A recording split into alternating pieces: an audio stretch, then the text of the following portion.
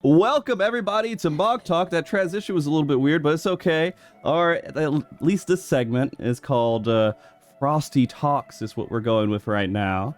And we brought on a guest that has been very involved in the community recently in a lot of discussions, I would say. Zepla. You know, I normally have people tell everyone who they are. I feel like they know who you are at this point, but for anyone unaware and wants a personal description from you, could you tell them who you are? Sure. So I'm Zepla. I've been a content creator for Final Fantasy XIV since Heavensward, and I am a bun enthusiast. I really got obsessed with buns whenever Shadowbringers came out, and I have literally been wearing bunny ears every day since Shadowbringers came out in 2019, and it's almost 2024, and I guess I'm just, like, I don't take them off ever now. Like, I shower with them, I sleep with them, and I have special shampoo. Yeah. You know, I gotta get, when I get my hair cut, I need to get them trimmed a little bit also. Nice. So that's me. I'm a streamer. Okay. Do a little bit of the YouTubing. On the side. A little bit of YouTube? Just a little bit here. I'm going to turn you up just a little bit here. I feel like I didn't check your audio properly, but now we have you turned up. Can you say you're a cheeky YouTuber again? I'm doing a little cheeky bun YouTubing on the side. No only buns though. Okay. There we go. Just YouTubing. You know, when you say YouTube buns, sometimes you can see, even when you say Twitch buns, you can kind of take that in a couple different ways, can't you? Oh yeah. Yeah. I mean, you could. I hope so. we do like bun stuff around my channel. Oh my gosh. You know what? You know what? Is this show going to be like 50% bun puns? Just memeing on you? Yeah, probably. Okay. All right. Well, I brought you on today because, of course, I've known you for a little while. I mean, we're teammates, Team Zodiac. Oh, yeah. You remember that? Oh, my God. Yes. To be a billionaire. I literally, oh, my God. It was so embarrassing because it was broadcasted by the official FFXIV channel. Yeah. And I realized after we're done that at no point did I put dance partner up, like, on anyone. Well, at all. I realized at no point I forgot every single fight. So yes, we were struggling. we were struggling, but we had team spirit, so that's what mattered. Yeah, we had Husky on our team. Not Husky. Sorry, wait. We had Alex Bukala on our team. Alex, yeah, our team. So we were the cool team. You don't have to win to be cool. True. But yeah, I've known you for a while. You've come on the show before. I think at least one time, right? Mm-hmm. But the last year or two has been kind of crazy for you overall, I would say. It's been a journey. It has sucked ass. Fair. Honestly. Yeah. It's been horrible. Yeah. So I was living in Ukraine for the past, I guess, 10 years about, and I started my YouTube channel in Ukraine. All the videos you've seen from before 2019, all of them, all sitting in my house or my apartment in Ukraine. And of course, when the war started in February 2019, the only reason that I got out that morning was because one of my mods from my Discord server called me, and it was the middle of the night, and woke me up and said, hey, I'm looking at the news and there's bombs falling right now. You need to get out right now. And I was like, what? And I just packed faster than I ever packed in my life, got the animals, and we got out. And then for about a year after that point, We were just kind of floating around Europe, you know, just staying in Airbnbs, and Mm-hmm. I kept deferring thinking about it. I kept thinking, well, you know, this is, I'll handle that when I settle down. I'll do this thing when I settle down. When things settle down, and it was just always like that for almost a year. And Mm-hmm. then last fall, I moved to America, and just settled in a random spot that I thought I might like. So I'm in the Seattle area because I That's thought a it would good be cool. spot. I think that's a pretty good Yeah, spot. Yeah. and ended up being a good decision. I really love it here. But man, that the last fall was Mhm. really bad, because that's when like people stopped talking about Ukraine, and I was finally settled. So like reality hit Mhm. me, and I'm like, my God, this is what's happened. Like this is my life now, and Mhm. I got really depressed during. It was awful. But Right. after last summer, I started, you know, breaking out of my shell. I think I healed a lot, and I've been feeling so much better since last summer, since the summer started this year. I've been doing That's pretty good. awesome. Yeah, that's amazing.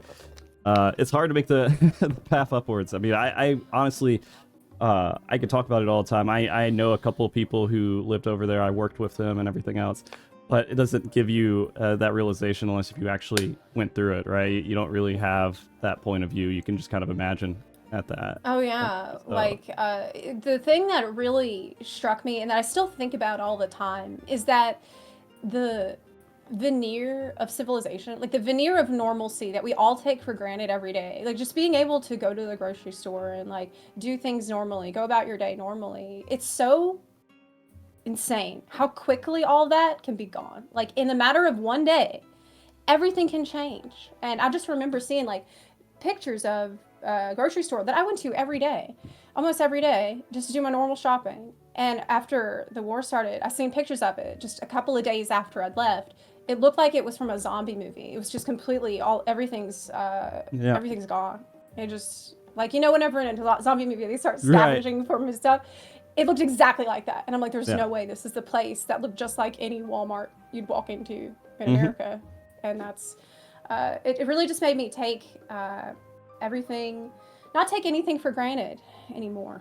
Right. Really try to value every moment and see how precious everything is, because everything can change in an instant.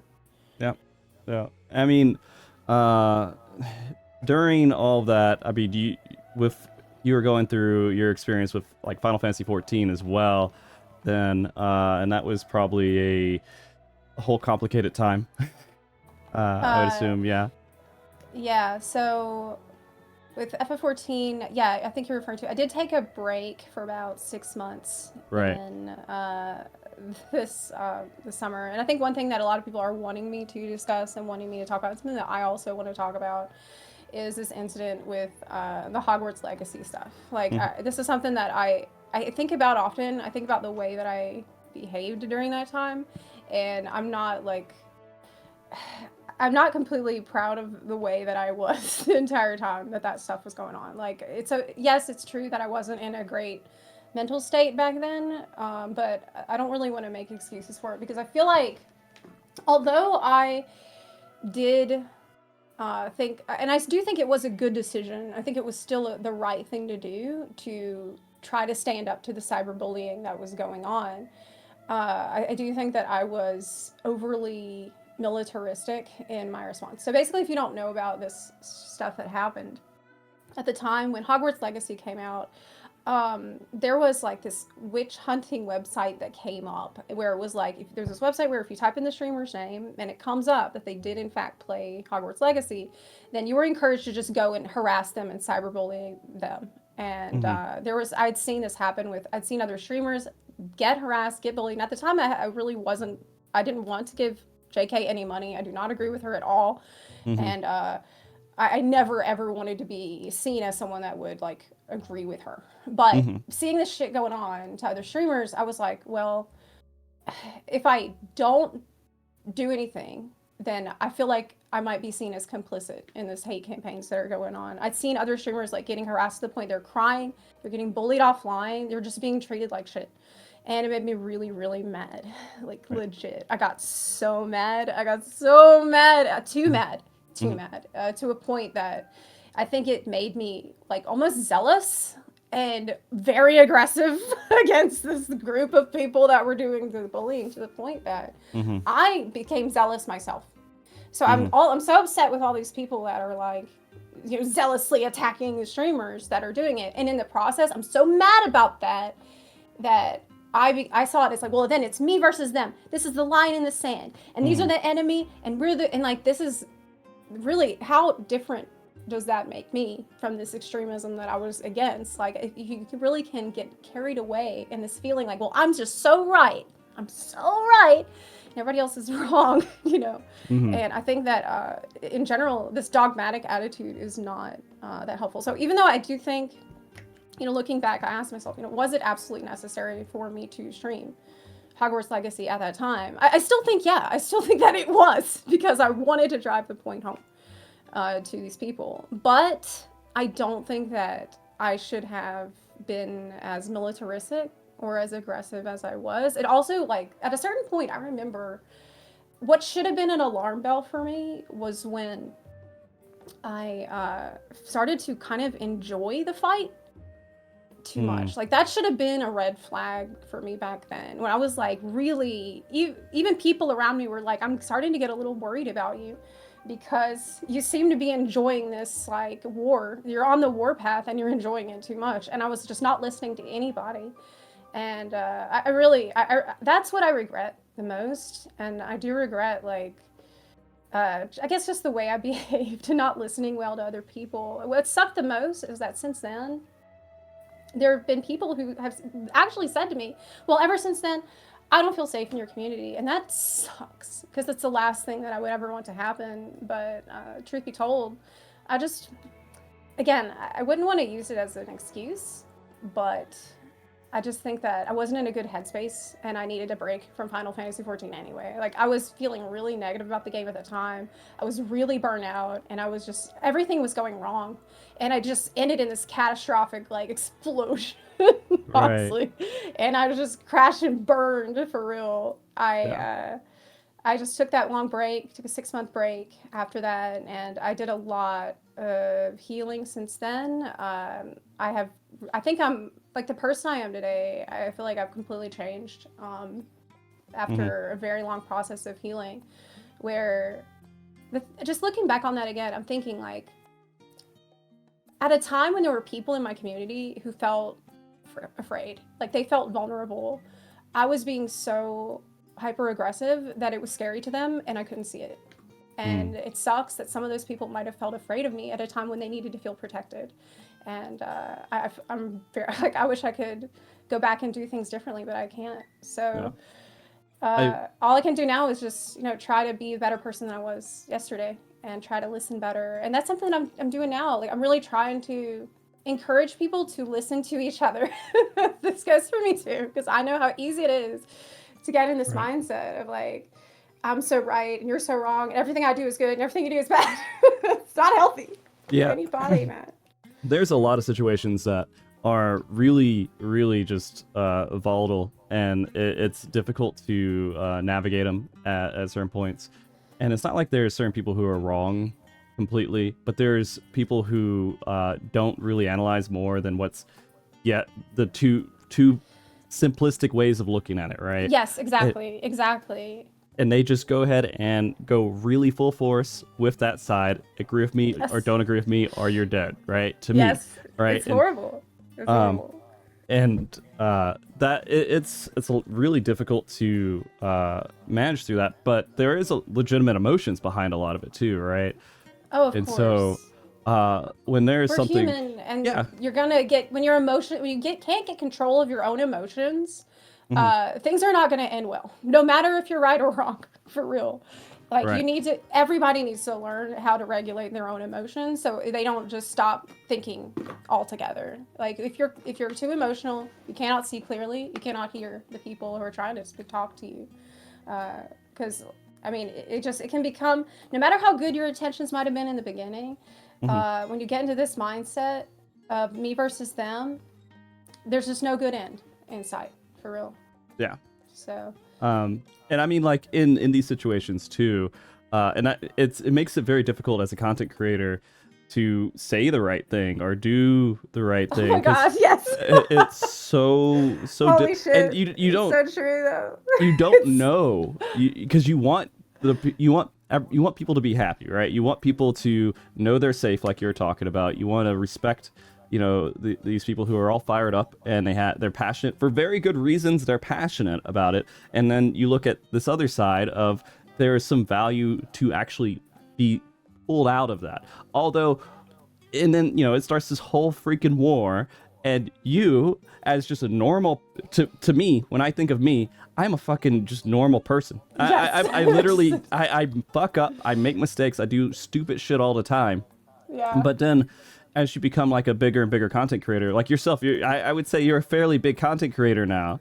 When you do anything, it's how do you do the thing that translates how you feel correctly without upsetting and angering people. And literally the first sentence that you say could declare that for some people, and they won't investigate the next sentence or the one after that, right?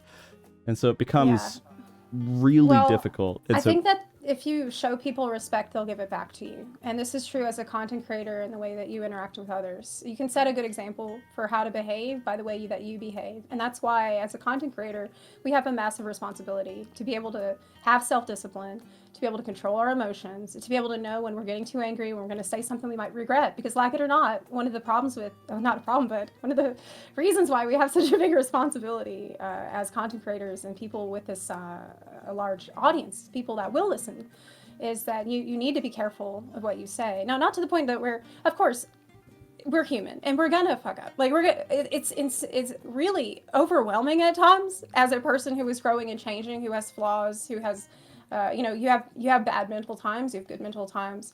All of that is scrutinized so carefully, and every word you say is on camera, and people will clip it all out if you said one thing that they didn't like, and they'll clip it all together and make a great PowerPoint presentation about what a terrible person you are. Because look, you said this, and this, and it can be overwhelming, and it can be really it's sometimes a little bit frightening to be under that level of scrutiny at every hour of every day, no matter what's going on in your life. But that's part of it. That's part of the job, and you accept that whenever you go and you try to, reach a lot of people. And it's the way that some people deal with that is, well, they just make a persona to separate themselves from it. So they make a persona, and they're like, well, it's okay if I say some bullshit because that's not me. It's just this character, and they're stupid for taking it seriously. But if you try to be more genuine as a content creator, then you have an even greater responsibility to, do your best. You can't be perfect. You're gonna screw up, and you're never gonna make everybody happy all the time. It's impossible. There will always be people that, no matter if you said everything perfectly, they'll hate you for that. Okay, that's a fact of life. You will have haters, but you can still do your best and make the best effort that you can to, hurt the least amount of people and show people the same respect that you expect to receive in return. Like, set a good example. Yeah. And it's difficult to remember that. It is. Especially when you're streaming, and you're just kind of reacting to things that are happening on the screen and everything else, and you're like at that front level, right? Of course, you're not if something's happening and it's like current, and you're like, it's easy to just get riled up about it. I'm personally an incredibly excitable person. I'm a very passionate person, and I have had a huge issue with getting like way too excited about things. And this is something that I have to learn to control, and I have to, stay balanced. And this is something like I've been doing meditation every day for about 3 months now, and this has helped me more than anything else I've ever tried. It has helped me so much to stay calm, to see things clearly, and importantly, notice when my emotions are getting out of control. I'm like, I can say, hey, wait a minute. I feel like this is getting away from me, and I have a choice now. I can either, be carried away in the flood to who knows where, or I can stop and be like, okay, you know what? I'm not gonna get on that boat. I'm gonna stay right here. And that's been awesome. So I'm a huge proponent of meditation now. Not necessarily saying it should replace other stuff you're doing, but it's a great thing that I think everybody should try to do consistently. Yeah. Sometimes I just sit in the shower for a little while, and that works for me a bit, but... Yeah, that works. I think that does work. Just don't think. as much. So stop thinking so much. Yeah, Literally, you just practice not thinking. just like I think the big goal from a lot of that stuff, at least to me it has been, is to put everything outside of your mind, right? And you Oh have yeah. no responsibility, you have no nothing, you have just Yes. completely empty thoughts, and then you can figure out how to start again and tackle forward, right? Instead Oh, of just absolutely. like Yeah. being in the moment, constantly thinking about how you need to solve these other things, and you can take a breath and step back for a little bit. Yes. Just stop problem solving mode. For me, what helps the most is just sitting, realizing right now, breathe in and see that there is no problem for you to solve. Right Yeah. now, there's nothing for you to fix. There's nothing that needs to change. Everything is right now in this moment fine. Yeah. And just, learn through that, you can see the beauty that is in each moment that maybe you might not have noticed before. Yeah. Oh yeah, the no thoughts with the I can never pronounce that creature's name properly. The Exotl. Have you seen the mount and the face? Exotl. Oh yeah. Exotl. The axolotl. I think I don't know how to say that either, honestly. That's fair. Yeah. Nothing's gonna be pronounced properly on this show. Yeah. Axolotl. That Yeah. thing's so cute. Yeah. Well, I mean, like, so that was part of like a lot of your earlier journey, kind of going in and dealing with sort of a really crazy situation in your life, and then the community. I'm going to be honest too, like the community, also, especially Twitch chat, can get kind of very reactive too. Well, we feed off each other. Yeah, and it can go back and forth a lot, and it can be a little bit, I don't know. I'm not. Look, Twitch chat. I'm not blaming you guys. It's all right. I'm not blaming you. But I'm just saying that's a factor to think about. I mean, the thing is that Twitch chat will just feed off whatever energy that you have. So it underscores the importance of trying to stay balanced and trying to lead by example. Because in general, I'm really proud of the community that we built. I think that, and also think the Final Fantasy XIV community is amazing. Final Fantasy XIV community is really very thoughtful and very considerate compared to almost any other gaming community I have ever been in. And during that whole time when I was fleeing the war, I got so much love and support from absolute strangers from FF14 community who were like, hey, you can, I have an extra apartment that you can stay in, and I won't go there. Like, I know we're strangers, so it's gonna be creepy for you, but I'll leave the key here, and you're safe to go there if you need a place to be. I had so many people offer like a room in their house or anything, just to help me get by for a while, and I'll never forget that. I'll always be grateful for that. Yeah, they're really good at responding to critical situations like that. I mean, I will say, they do have a very emotional side as well, but it's hard to say that's just the Final Fantasy XIV community, because I feel like Final Fantasy XIV definitely has that, but there are other communities like that where you're just kind of like, you're in this one thing that you're just so attached to in a way that you're going to be very defensive, which I guess could bring us into the most recent, conversation that's out there for everyone that's discussing things. Is the just what's the best way for it? You know what? Just fuck it. The conversation around Final Fantasy XIV Endwalker and the current state of the game and how it's moving forward. Things that need to change, and there's a huge uproar. Were you expecting that kind of feedback when you made that video? Oh yeah, I mean, Yeah? I Okay, just definitely making sure. expected people to lose their minds, but it was stuff that I had really been holding in for a very long time that I wanted to say, and so, like I said, I spent that a 6-month break from the game. Before that, I had gotten really, I got burnt out with Final Fantasy XIV. I got really negative about it, and I just felt like, every time I talk about FF14, it's negative, and I was getting tired of it. And when I took that break, I spent the time trying to, recover, heal, just to get my mind off of all this stuff, and ask myself, well, do I really feel these things that I felt before? how much of that do I really believe? And those were the things that I really just tried to share in my video, which I called Endwalker is the worst expansion I have Caps played. worse, yeah. And a lot of people were very upset with me for this title, but I thought it was okay because I have played in it, and there's a huge discussion we had with the mods because I didn't want to make a video called Endwalker's the worst expansion because that's stupid. Everybody has their own opinion about the expansion, and so I called it worst expansion I have played because that's how I really have felt. Of all the expansions that I played, this was the one I had the least fun in, that I would call my least favorite, the worst one for me. And so I thought that this would be a good way to illustrate what the video is about, while still being, it's kind of a spicy title. It's provocative. Yeah. I didn't think that it was clickbait, because for me, clickbait means, like, if you name the video 10 fantastic butts, and then the 10 butts are not fantastic at all. They're like, they're bad. Well, that's a bait and It's not switch. very good. That's bait and switch. That's kind of how I see that. Okay. You got to deliver, like, whatever the title is needs to reflect the content of the video. And, and I felt like that it was appropriate. Like, that's a sentence that I believe and I stand by. So I don't have an issue with that. But I made that video. There's only one thing that I said in it that I regret putting in there that I wish I didn't. That was when I said that the devs were lazy. I think I said, like, it feels like the devs are just being lazy because again, here we go again with, like, getting emotional, getting kind of mad. Once you start feeling yourself, I need to get better at catching myself.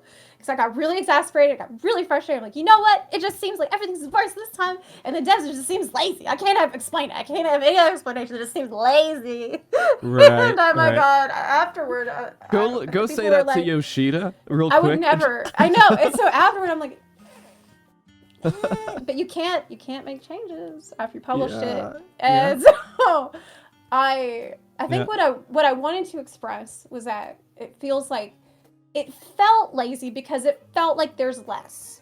And so, but I obviously do not think that the devs themselves are lazy. It's clear they're working their asses off. Yeah. But I think what the truth is that they just don't have the resources that they need to make lots and lots of content. I think Square Enix just, however they're figuring out allocating resources to F14 doesn't seem to be getting enough. And that's really the issue that I'm noticing. Yeah.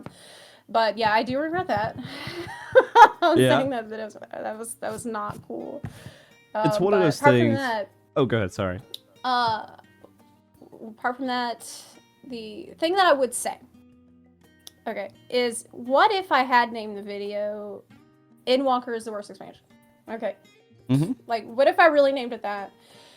I still think that, and this is something that we're going to have to grapple with as more videos come out from other creators that are intentionally like clickbaity and are like very, maybe not even reflecting what's in the video to try to get you to click. I think that the right way forward with this kind of stuff is to not see a video title and get mad and be like, well, I'm not gonna listen then. I think that the right thing to do would be maybe try to be like, okay, I don't know what was going through their head when they made this title, but I will listen, and maybe there's some things I'll agree, and maybe there's some things that I won't agree. Like, try to hear someone out and see, is there value to be found in this, if you decide to watch at all. But I think that more perspectives are good. More perspectives are healthy for the community overall. The more different kinds of things we can hear from different kinds of people, the better. And you got to remember, we're human. Not everybody is excellent at phrasing their points perfectly all the time. And you need to extend people a little bit of grace, a little bit of understanding. And it's healthy to hear out people that you don't agree with, because it will help you understand your point of view better. And so, yeah, I'm glad that people are feeling more comfortable sharing critical opinions about FF14. I think it's one thing that most of us can agree on is that people have been really afraid to say anything negative about the game for years and years, and to a point that it's unhealthy for the community. And so I'm glad to see people are sharing those things more, but I also don't want it to become a thing where people are at each other's throats. about stuff. Like, well, screw that guy because he made this video that I think is rage based, or screw this person because they think that the game is really good and I don't agree. Like, this really goes both ways, right? They think the game is really bad and I don't agree, or they think the game is really good and I don't agree. Like, we need to remember that we're all part of this community together, and we need to try to listen to each other as much as possible, because you might disagree with someone, I don't know, 60, 70, 80%, but you can get a lot of value out of the 20 to 30% that you did agree with them on, and you can feel like you guys are not in this huge rift miles apart from each other, because we're still, and I say this on my stream all the time, if you meet some of these people in real life and you talk to each other face to face, and you both find out, hey, oh, you play Final Fantasy 14? You'll say, oh my god, yeah, I also play Final Fantasy 14. It's very exciting. I don't know if you've met anyone in real life who plays Final Fantasy 14. It's amazing. And in that moment, like, it doesn't matter at all what they thought about Endwalker. It doesn't matter if they like patch 6.3 or patch 6.4 or didn't like any of it. The fact that you both play Final Fantasy 14 is so awesome that it just instantly, it like sort of bonds you. The instant friendship bonding over that, and that's something I really hope that we can remember when we're online as well, when we're not face to face. Like, try to you know, not cut yourself off from others, not see them as the enemy. I think we're seeing a sort of a pattern here of philosophy. I'm trying to really do more. Well, I mean, like, I think a lot of those issues come from the same thing as why people yell at each other in cars, right?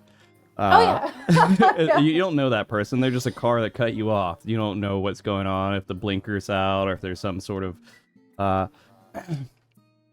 will tell this story. I tell it every once in a while, but I'll go and tell it. When I first started driving, I had a really crappy car. It cost like $1,500 or so. It had dents in it and everything else, but I felt like I was a good driver. I was a safe driver, and I would just drive that car. But for some reason, I just noticed no one freaking let me over. Like, I'd put my turn signal on, left turn signal. I was like, I need to get over. I would get over. And I would try to get over. And then they honk at me. I'm like, what the hell is wrong with these people? Why are they honking at me? Why are there so many bad drivers? And it wasn't until I found out my blinker was out that it all made sense, right? So I think there's like this thing where you just don't always understand what's going on in that other car. Absolutely. And but you're going to yell at them and scream at them because that's all you really know to do, other people are honking at you. You think, oh, look at this clown who's trying to cut me off, but they don't know that, like, you're trying to do it the right way. You never know what's going on in someone else's life. So that's why I think it's a good policy to just try to extend a little grace and compassion to people first as a first step. And maybe they will prove you wrong, you know, or whatever. But I think that I usually try to start with more understanding with other people. Yeah, and it's difficult. And when we start talking about content creation in general, and we talk about titles and we talk about anything else, have you played with NA players, by the way? A lot. Oh yeah. So they probably didn't even read the I've played part, just because NA players have trouble reading things sometimes. That's why we don't use macros. I noticed. And so it is one of those things where that first part of that title is what's going to pull people in, and it's just my opinion, right? The I've played or not I've played there, that emotion probably already happened before they got to that part of it, and so they want to immediately figure out if they agree with you because they're equally upset, and so this is something that would be validating for them, or it's like, what the I'm having a great time. I need to know how angry this person's going to make me and click on it and then get angry, right? Yeah. Like, we've really gotten into this cycle with social media where we almost expect to be angry, and that is our expectation going in to a lot of stuff. Like, I'm expecting to either be validated completely or be completely angry, one or the other. And I think that one thing that would be really good for us to practice is maybe not going into either one of those extremes, but being willing to take the good and the bad with so that you can actually hear people better. Because if you do go into something with an attitude of, well, I'm expecting to be angry by everything this person says, and then they say something that you like, you might not listen to the thing that you actually agree on, because you're just so laser focused on expecting a certain thing to the point you can't really see things as they are. Now, let's imagine you titled that Endwalker's great, but I have a few problems. Endwalker is a really good expansion. Here's a few things I think they should change. When it Well, I doesn't wouldn't feel that really, way. Like that wouldn't reflect my emotion. Because the thing is too, Mhm. if you start to overly edit and plan out exactly how the video title is going to sound so that it's going to be very palatable to everyone, not anger anyone too much, right. then that's going to be just as dishonest as writing clickbait. And so I tried to write something that I really felt, that was to the point, that's clear, that's it, and that's, if I don't really feel that way, then that's a problem. That's clickbait. But if I write something like, well, Endwalker was my least favorite expansion in the patches, but it was still overall okay. Like that wouldn't really reflect the way that I felt when I recorded that video, and it would feel like pandering almost. So I don't want to do that either. I wanted to try to be as true as I can, but I mean, sometimes I just feel like people expect so much out of me. Like, damn, like I'm not a politician. I'm not a journalist. Okay, I'm literally just a random person with bunny ears playing games and trying to tell you what I thought about it. Like that, damn. Well, Like, I mean, I don't know. I feel like I get a congressional review with every video I make. Yeah. I mean, I do feel like it does make sense to make titles that people would want to click on too, right? It's not, because right, and so that is a title that people would want to click on, and it's a balancing act. You want a title that people want to click on, but you also don't want to you don't want to lie. You don't want to say something you don't really feel. Right. This is sometimes it's a very difficult balancing act, but I try my best. Yeah. So. I mean, and then when people will go and listen and watch the video and hear you out and everything, and then it's so easy just to like take that emotion that they felt initially and then let it ride and try to. This happens a lot when you watch a video and you're already set with what opinion you want to end up at, and so you're finding the holes to validate your opinion while watching that video. Right? Yeah, you're not really listening then. Yeah. It's just like you're having a conversation with someone, and instead of listening to what they have to say, the whole time you're just thinking about what you're going to say next. Right. It's the same kind of like attitude, Yeah. So open listening is good. I think so as well. Yeah, and that's another reason. Oh, sorry. No, go ahead. Go ahead. I again, remembering that content creators are human too. Content creators are not always going to come up with a great title that actually is perfectly reflects their emotion, plus is not too too spicy or not too bland. Like, cut people a little bit of slack if you can, and just listen to the video and hear that out, right? And maybe you'll agree, maybe you won't, but I think it's better to encourage people to be curious and look for other perspectives than just dismiss stuff out of hand before you even know what they're saying. Yeah. But when you make a video that gets popular, you then get everyone who's going to try to oh my God. feed off of that, because how much content and God. If you're running out of things to talk about, then you're like, oh, this is good. Grab that video. There's gonna be bandwagoners, which I didn't expect there to be that many.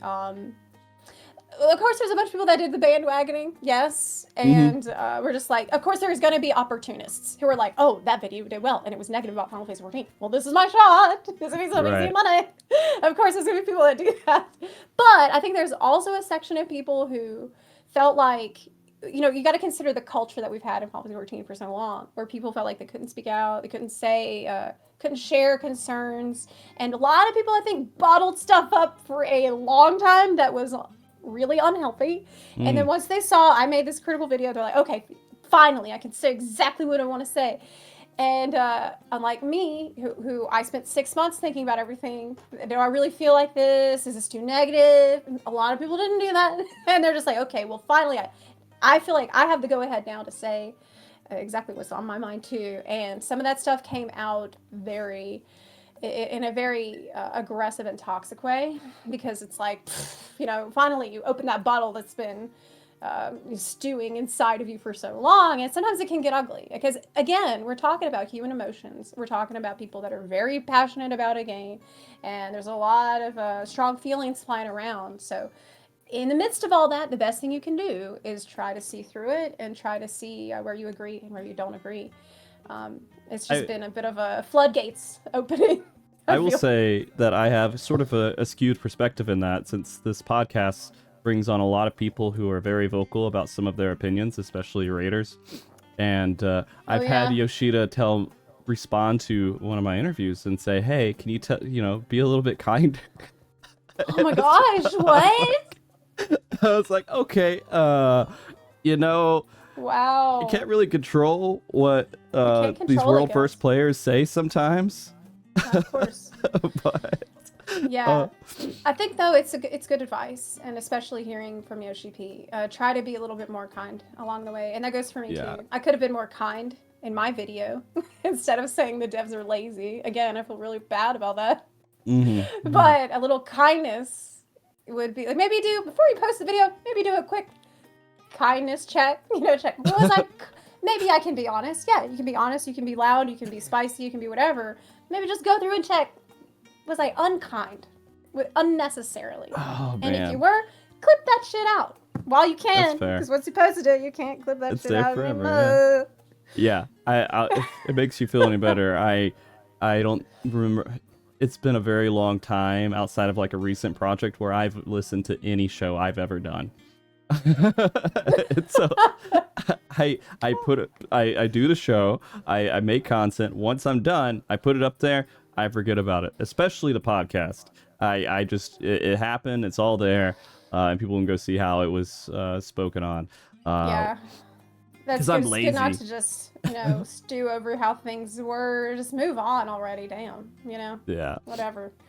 But I think the other kind of conversation I think a lot of people are bringing into this whole big thing is that they're worried that all the kind of negative attention could bring in, less people to the game overall, right? And they think that maybe that there's a lot of this criticism out there, and it starts this wildfire of, again, the people who might be opportunists or whatever else that are just making tons of videos, and they may not even watch all the videos, but they see a lot of these videos out there. And so there's concern about that too, right? Because then it's like a dooming conversation that will self-prophesize or whatever you'd like to say about that, right? Yeah.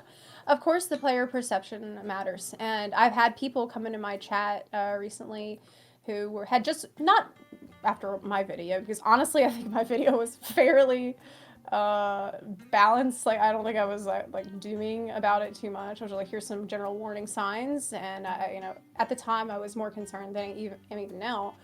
But I've had some people come into my chat after watching some other bandwagon-y videos that came on, and they were like, man, I'm a new player, and I feel like having seen all this negative stuff coming up on YouTube, I feel like kind of discouraged to play.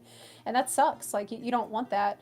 But I also think, well, first of all, we got the Lucky Boncho census out a couple of days ago, and it's apparent that the game is healthy. Populations are healthy and even increasing about 9-10% in most regions, in all regions. So the game is doing fine in a population. It's not dying, and so at least we have like clear data to prove that, and to hopefully quiet some of these doomsayers, which I have really gone out of my way to try to discourage the doomsaying. I think, again, the doomsaying is when you just go way off the deep end into this extremist attitude, where instead of just accepting, I didn't like this, this, and this, well, it's like, well, because one thing was wrong, the whole thing is ruined. Like, we can't think like that anymore.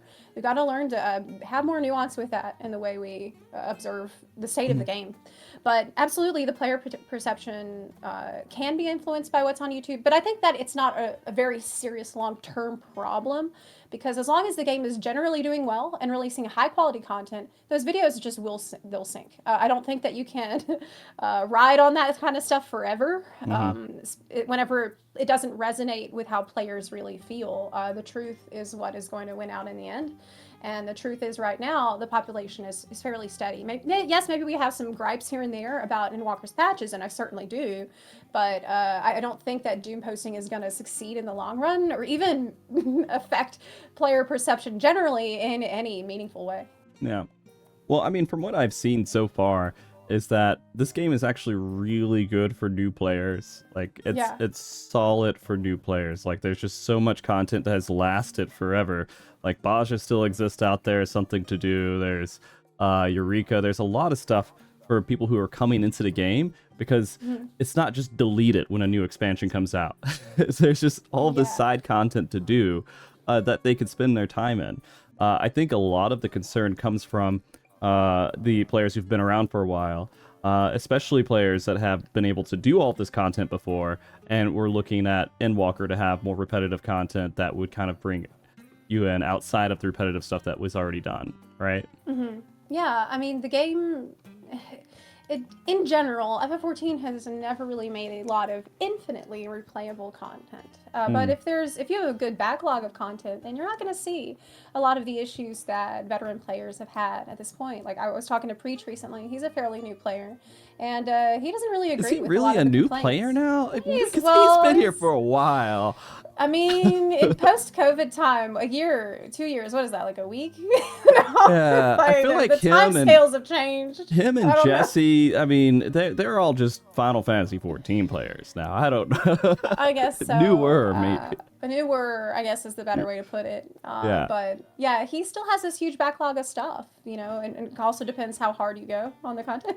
How quickly do you devour it all? But of course, if you still have this huge backlog, you're not going to notice a lot of these things. But I also think infinitely replayable content, especially if you look at other games, is the stuff that tends to be very streamable content.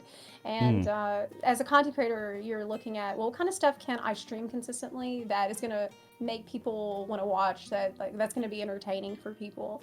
And so Baja was fairly entertaining for people. That's something that people seem to care about a good bit. But I think something like a little bit that people could easily jump into that you could stream would help the content creation sphere a good bit. Like the WoW has Mythic Plus. I'm not saying that FF14 needs Mythic Plus, but they probably could use Mythic Plus. Like, for example, I think, something with the scaling difficulty, whatever it is, I think would be really nice. Just that you could go back and play over and over. That's fun for people to watch, so they can learn how to do it themselves. Or get some idea, or learn how not to do it themselves, in my case. So what seems to be, when we look at the Final Fantasy 14 directory and streaming and content creation, when we refer to streaming, Palace of the Dead does okay. You know, it exists as kind of that challenge a lot of people try to figure out and they try to learn. It fits that description fairly well, but after they do it, they're done. Right? They get the 3 titles and they could be done with it. It took me 2 months of doing it completely blind through Eureka Orthos, because I've never done it before. So that lasted a little while. I wouldn't say pretty good. It was that was rough. But it's kind of hardcore though. It's not mid-core, you know. Yeah. I really think FF14 needs the mid-core content, but that's probably a discussion for another topic. Well, I mean, like, a lot of this stuff comes into play here, because I mean, what I do normally is I just stream Party Finder a lot. That's because I love Party Finder and I love going in as a healer and dealing with a disaster. It's fun. That's literally the only part where it's different every single time I go in there. People are bad in different ways, right? That's a fun idea. Yeah, way to inject some chaos into your gameplay. And I think it's fun. It's also really fun to see the social interactions, right? And how different people react to when something goes wrong, right? Oh yeah, true. It's and the different ways people create their parties where they're like, we one wipe or done kind of situations, right? And then seeing how that plays out, it can be kind of fun too. But that is where a lot of the social aspect, I think, for me exists in the game. Is just people who want to raid and try to clear this content. And it's fun to interact with them. And I think that, like, outside of that, DJing in clubs, that's your repetitive content. You got DJing, RP scenes. You have Palace of Dead. PvP is starting to kind of do something, but it's still something that It's hasn't going to picked up take a some lot. time to overcome the stigma that people associated with it for so long. Even though I've Yeah. been having a lot of fun with Crystalline Conflict, I think that it's just going to take years, honestly, for people to realize that you can have fun in PvP in Final Fantasy 14. Yeah. It's going to be some time. But Yeah. it's looking fairly healthy. It's easy to get into a casual match. Takes less than 5 minutes. So overall, I think that's one of the best things that's happened in Endwalker is the changes to PvP. It's really good that you're doing the PF because a lot of times lately I've heard some raiders say things like, "Oh, well, just the newer players, these like story focused roulette players, they're just never going to get better. They're never going to be on the Well, rating level, and they're so different. They're so far away from my skill level, man, right?" And that's such a toxic attitude. Like you should lead, right? Be a leader and help people learn, like educate people, show them the patience, and they will absolutely get better. Anybody can do ultimate raid if they I'll be practice. honest with you. Good players can be kind of boring. Uh, they just are, right? Oh my There's god. some excitement into the unknown of like someone who's learning and trying to get into raid and everything else. True, And it's actually. like interesting to kind of figure out how you can kind of explain to them and finding you if you talk to a lot of streamers overall, the best feeling they have in a game is helping people get clears, right? They love that moment because you feel like you're trying to get a micro dose, like I don't know, reliving that moment for when you cleared it. Uh, Yeah. and so it's That's beautiful. That's great. That's I, really cool. I think that's kind of how it turns out. And the at any point in this game, the most boring time I have in Party Finder is a one shot where nothing goes wrong. I'm like, well, there's nothing. All right, there's no That's way why to mentor change anything roulette is up. so good. Mentor roulette is such a It's, gamba. You I mean, never know. it's like gamble if someone's just gonna leave the party, right? It just as Yeah. soon as it queues, it depends on what it is. I haven't messed with mentor stuff in a while. Um, It's fun. I It's fun for that I should reason. do it. I should do it. Yeah, But I mean, in the other kinds of content we received here in Endwalker, things like Island Sanctuary, right, and things like that, where that feels a little weird because it's a private isolation kind of thing, yeah. Uh, yes. so a lot of Unfortunately, it was not as social as I'd hoped that it would be. I Mhm. hope that maybe we could get something special for trading items with other people's islands. Maybe trade like, oh, maybe this wouldn't be a good idea, but I remember at Animal Crossing when people would trade the villagers on their island, like a really good villager, if you oh got it, they would just sell it off. Actually, that would be horrible. So maybe that's good that we right. didn't have that. But more Yeah. social interaction would have been fun. There's really no reason to go to anyone else's island, so it felt a little isolating for me. hmm But I mean, it's just weird because FF14, the game design for FF14 is to Yeah. be incredibly orderly, structured, on rails, and this is a good thing in a lot of cases, but it has some cons. You know, every game design is going to have pros and cons, and this game design gives us a lot of consistency. It gives us consistently high quality experiences that everybody will get the same thing. It's going to be good. You can expect to have a good time. You know what to expect. That's good in a lot of cases. That's what gives us the consistent patch schedule. You know, Right. this orderly game design is not that bad. But whenever you try to apply that very strict, structured thing to something as all over the place, sandboxy as a game like, you know, Stardew Valley or Animal Crossing, those games could not be more different in terms of its philosophy than hmm FF14 is in its own DNA. And so FF14 tried to apply this like, I don't know, like conveyor belt hmm structure to a game like that, and it just translated the execution left something to be desired because it just didn't feel very for me. My animals don't feel that alive. Like, I guess I wanted my animals to have I wanted there to be more chaos. I guess I wanted there to be more unpredictability. Like in Stardew Valley, a hurricane can blow through and ruin all your stuff. And maybe you give if you don't plant your crops in time, then they'll wither because you didn't think about, like, there's all kinds of points of failure that can occur that make it interesting. And I hmm feel like Island Sanctuary not having any of that made it feel a little bit bland for me. but apparently they're not going to be updating it that much in Dawn Trail. Yeah, I thought they were going to do some stuff with it, but maybe it's just like minor updates, like they update Lords of Minor Verminion, right? updates. Yeah, Every time yeah, there's a new minion, they have to add new abilities for Lords of Verminion, Oh, so... yeah, it's true. So that still Minor exists in the updates. game. But they're going to hopefully take into account some of the feedback they got from it with whatever new lifestyle content. Right now, I'm fairly happy with the Island Sanctuary, though, because for the moment, for the time being, there's a lot to do until I'm done. Right. For right now, there's like a new land that looks amazing. There's a new mount that's actually a huge grind. So I'm going to be fine for my island for a while. But at some point, I know it's going to run out and I will be bored in my island again.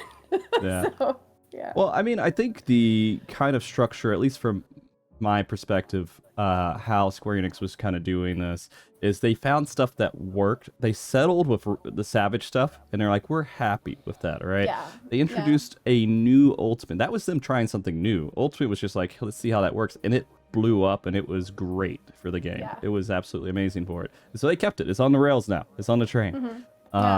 When Baja came out initially, back in Heavensward, and it was Dinosaur Meteor Island, that did not stay.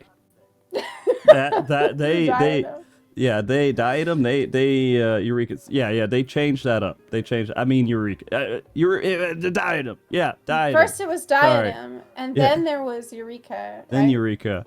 Then Baja. Then Baja. Yeah. But they've been iterating on it. They've been iterating on the concept as time goes on.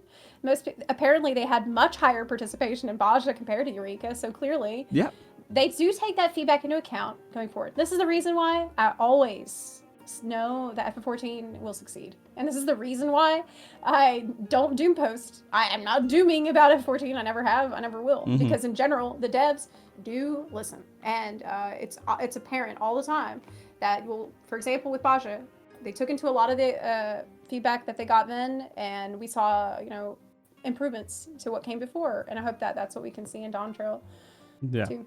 Well, I mean, like, even Criterion was something that they were so hesitant about doing. This is like something I think they were just trying it, and they were just like, let's see how it works. And they put it out, and they kind of missed the mark with the rewards on it. The content, okay, it was a difficult dungeon that was kind of fun to do with 3 other people.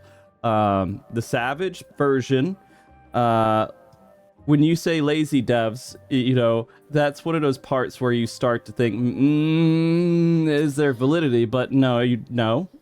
Sometimes content can feel lazy just because it feels like there's less, and maybe there's a better word for it, but that's not really. I don't want to make a value judgment on how hard the devs are working, because that's really not what was on my mind at all. I just felt like sometimes, I just felt so frustrated. They put for the Savage reward just materia. Yep, that materia for Savage. Very memey. Incredibly difficult content. Yeah. I just feel like, yes, Endwalker is a great example of an expansion where they did try to innovate on a lot of different things, but it felt like they just didn't go far enough a lot of the time. They took a risk, but they just put their first pinky toe in the water, but they really needed to just put the plunge in, okay? Do something totally different. And it just seems they're so afraid to mess with the formula that it's detrimental to the game, even in cases where it's clear they want to they want to innovate, they want to do something different. But if you take these half measures and you don't do enough with it, because you just want to test it out to see, well, what if they like it, what if they don't? Well, you're going to have the situation where it's not incentivized, where people are just not that excited about it because you didn't make it exciting enough, because you weren't confident enough in it. And I think that's what we've seen with Variant. Is great content. Criterion, great content. These are high quality pieces of content. But unfortunately, it just felt like you said, they didn't take enough risks. And this is something that is also a big piece of feedback I've heard about Eureka Orthos. People say, oh, well, it's a good deep dungeon, it just feels the same. It feels very samey. I wish they'd take more risks with it, which had felt more fresh. And something we're hearing over and over. And I just really hope that they can have a little more confidence in their efforts to innovate and put more behind it. Because even now, they heard the feedback about Criterion rewards, and they are going to add in the which was still this not next one the good great item level increasing rewards for a Savage version. But why only for a Savage version? right. So clearly they said, we listened to you, we're going to make this change because we've heard you. But again, they do the same thing. They do this half measure. They just do a little bit instead of go ham, go all the way. What are you so afraid of? You know, I think they're afraid of me. Like right now, Final Fantasy XIV, I would assume is the most profitable game for Square Enix. One of the most profitable games for Square Enix. Yeah, absolutely. And so if they do any major changes and mess that up, I'm sure that will cause some problems. And gear and the gear system likely is one of the main reasons they're kind of hesitant to make any major changes there and to try to do anything too crazy with it. And horizontal gear is amazing in concept, but I don't know what that looks like on the back end for their development and everything else. But they've done it before. They've done this before with Eureka. There was the Eureka gear, which gives you elemental bonuses in Eureka, and it's amazing. You can feel a real difference. You can feel a real increase in your power as you collect more pieces of gear. So it's not like they never done it before. Well, that was just in Eureka, though. It was only in Eureka. That's why it was safe. But I'm okay with that. I would be okay with having a Criterion only gear that makes you really strong in Criterion. That would actually be pretty cool. They kind of did it with Baja, but with Baja they did more of a half measure, where this haste buff does not matter at all. I don't really know what the point of that was. Nobody uses it.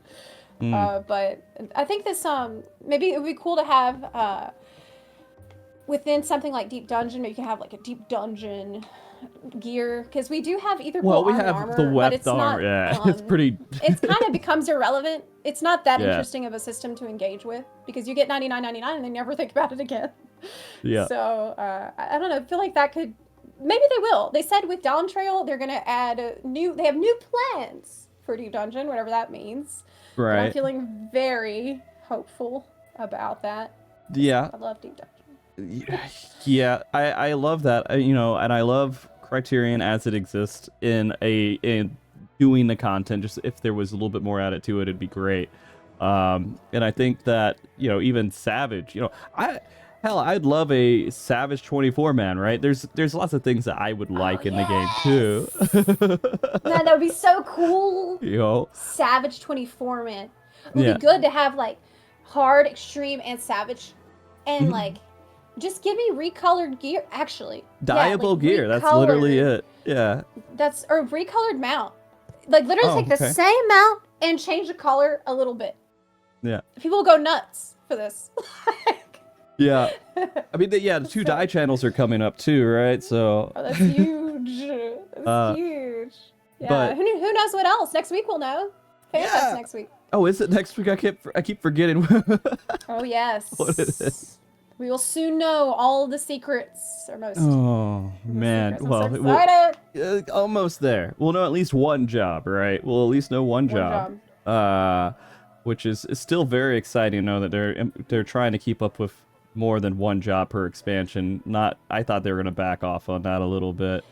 Do you think it's too many? Do you think 2 jobs per expansion is too many? I think it's the problem is when they make too many jobs, they're going to run into the point to where everything just gets really, really bland, unless if they take risk and let things fall out of meta. But they're afraid of things falling out of meta too, and being not accepted in Party Finder. Although most players don't realize Party Finder damage isn't really that necessary. You just have to kind of stay alive, and you can clear pretty much anything. Yeah, that's true.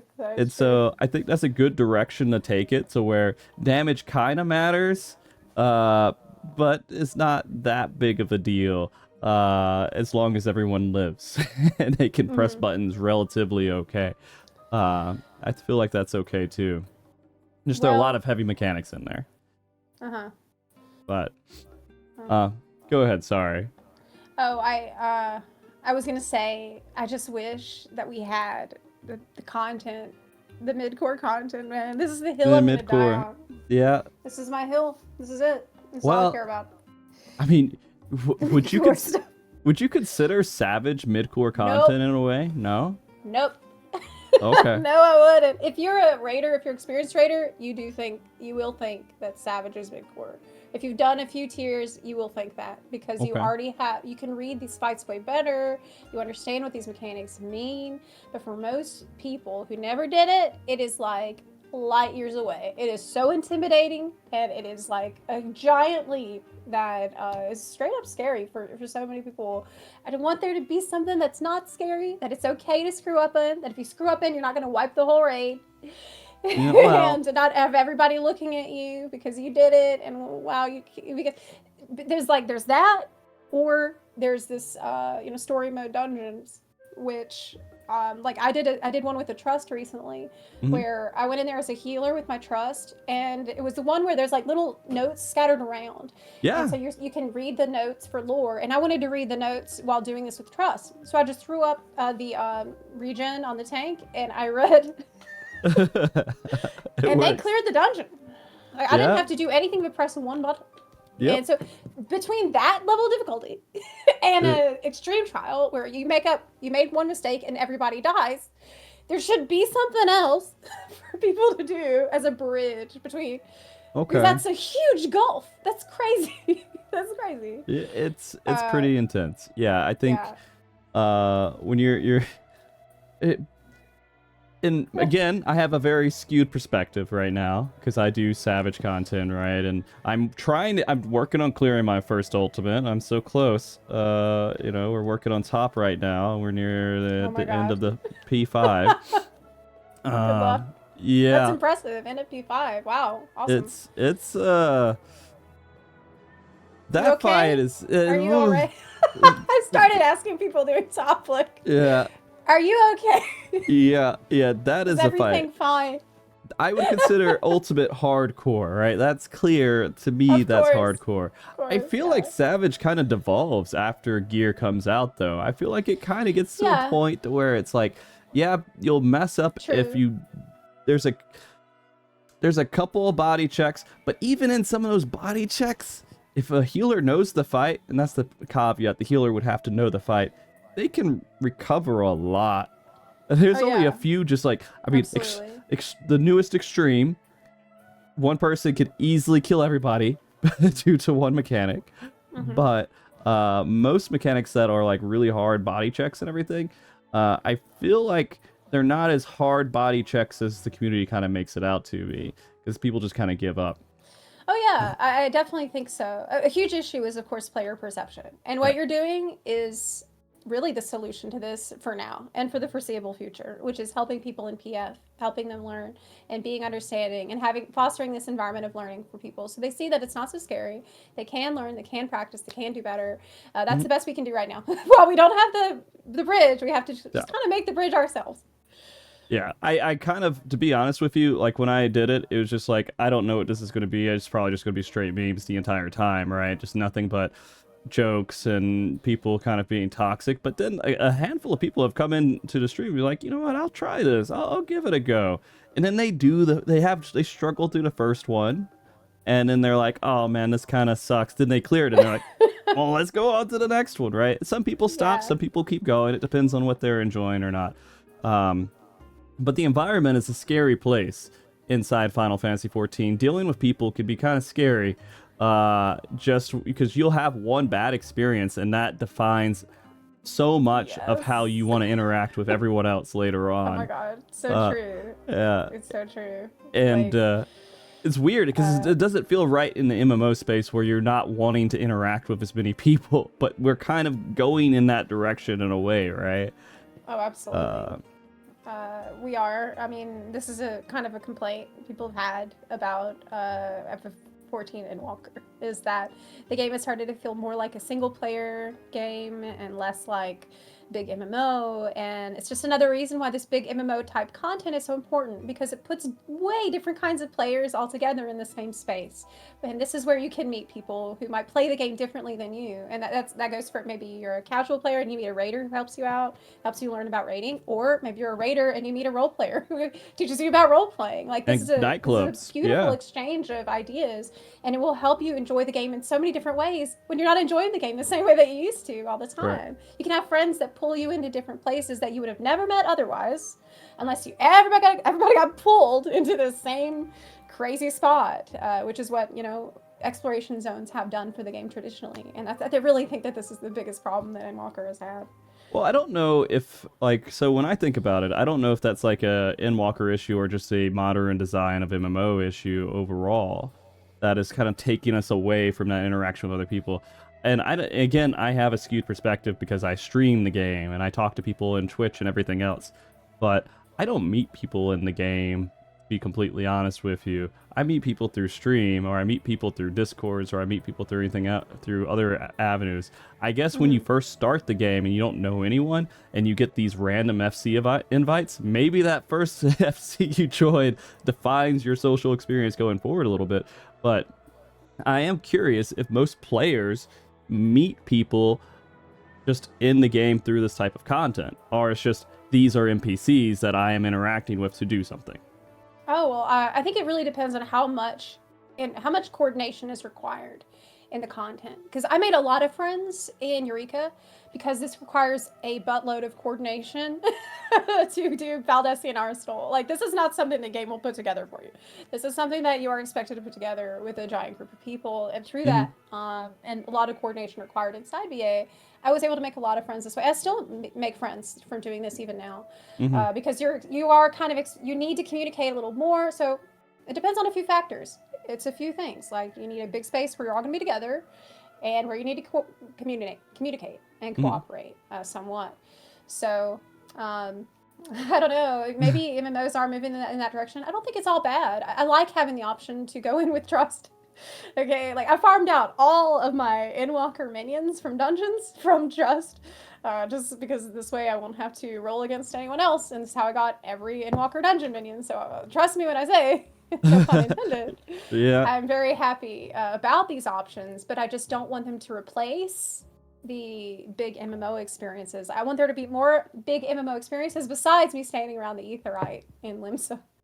that's a good one. Yeah, that's a good one. I could tell you that there's a lot of people who do that, and that is great content overall. It's just seeing adventure plates and getting the right angles. Yes. And so Yes. I love adventure plates.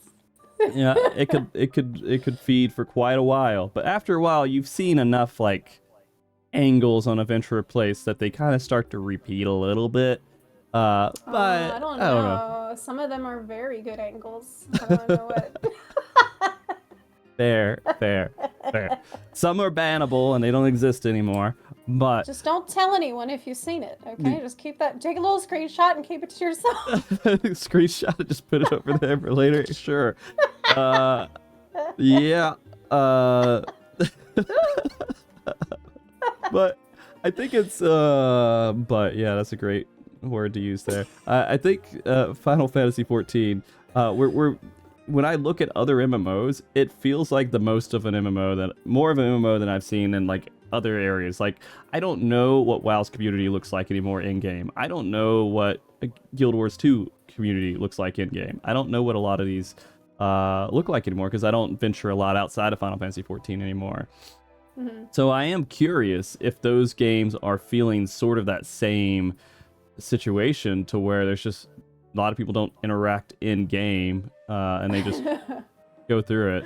So maybe you know a little more. I don't know. Well, with the World of Warcraft retail, it definitely has not felt like a big MMO. Like, I'm always solo in retail because I just play it as a collection game. I like getting mounts and minions and stuff like that. So I'm rarely interacting with other people that much in retail. However, I have been playing the hardcore WoW. Oh, okay. And that has been pretty amazing in terms of the community too, just because like you're in this terrible struggle all together, and so it's like everybody has to look out for each other because any second your character could be gone.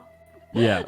So I do think that these situations where you are in a dangerous scenario, humans are more like to band together, and it's more likely that you will form bonds with strangers more quickly whenever you face the same struggle. This is why, if you've ever been in a raid group, it doesn't take very long at all for you to become friends with the people that you're progging with. Yeah. It's understood that you guys you're like a band of brothers out there. Yeah. And it's like day after day, it doesn't matter who they are, it doesn't matter how different from them you are, you will make friends with these people just because of the time spent and the shared struggle that you have. Maybe that's why Eureka was such a good place to make friends, because it was a bit of a shared struggle even to get into the damn raid. You were right. So little struggle is helpful. So little struggle is good.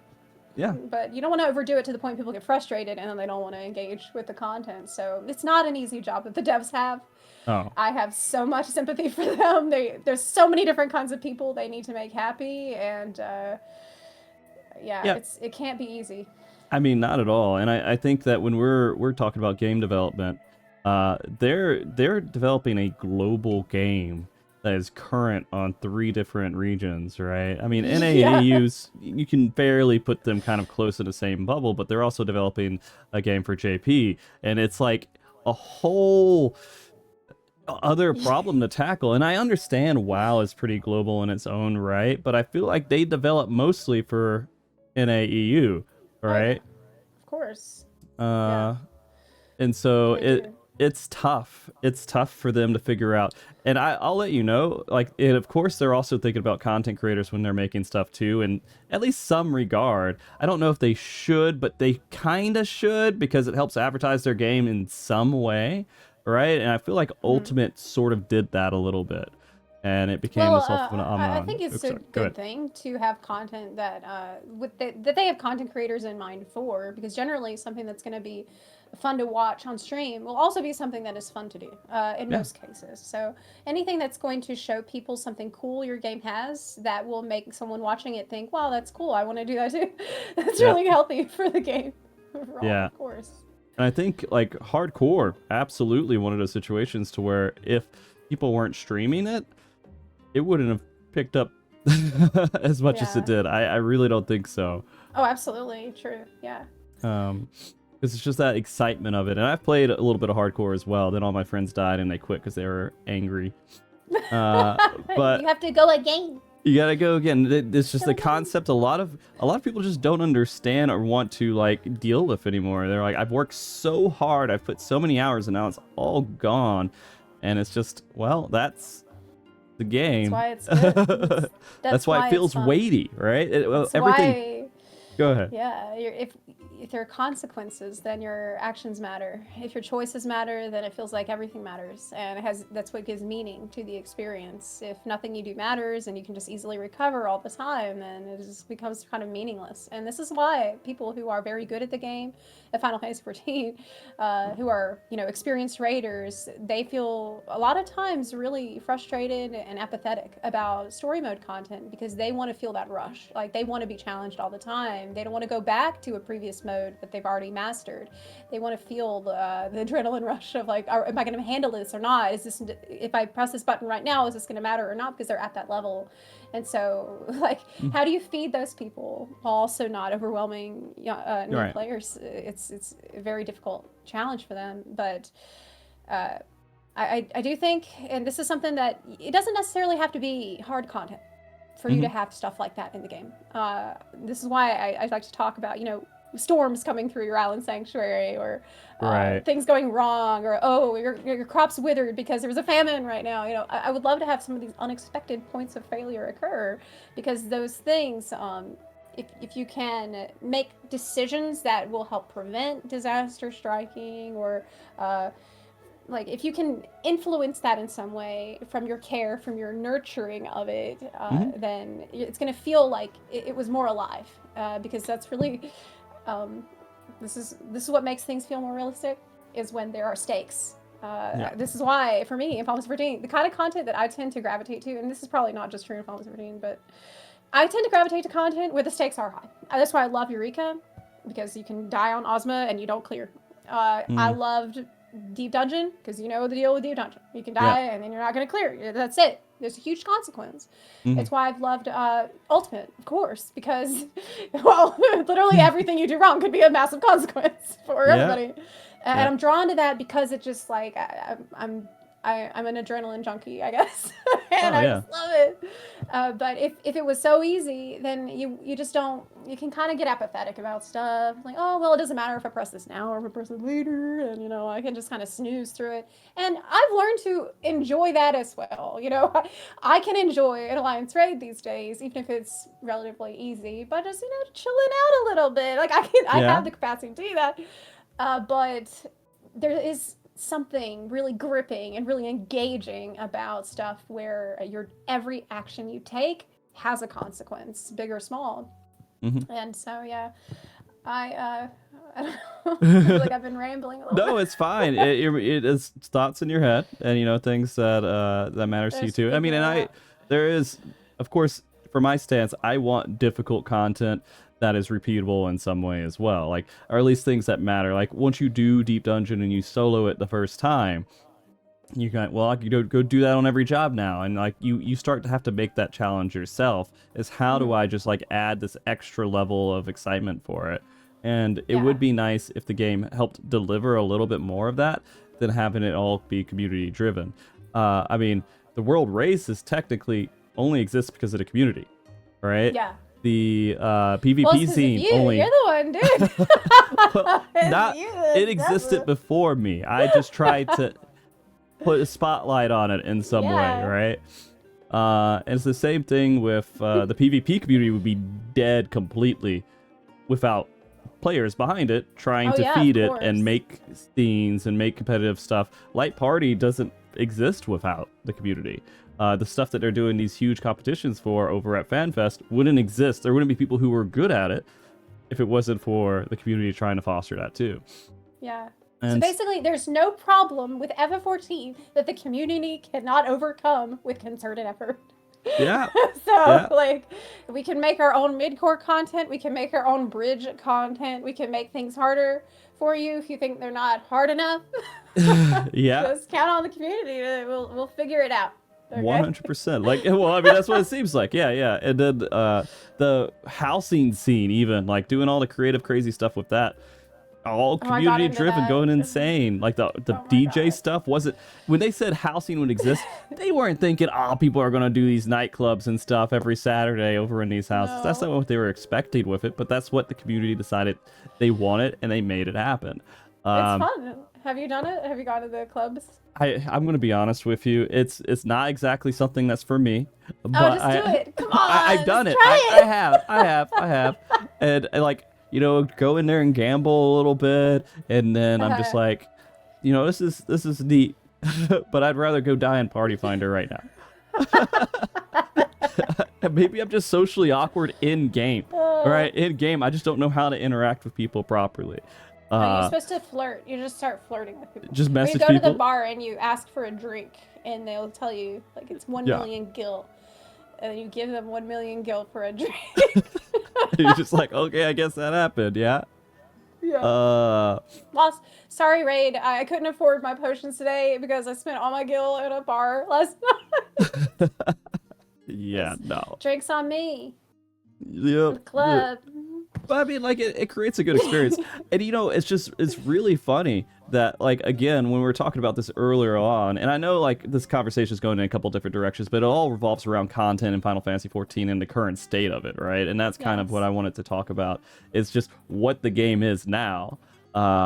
There's actually people in the game that are creating these RP venues, and that they're kind of treating this game as a release from their current life as a second life, where they're making relationships within the game and everything else. And a lot of MMO communities don't foster that anymore, but Final Fantasy XIV, I think, does.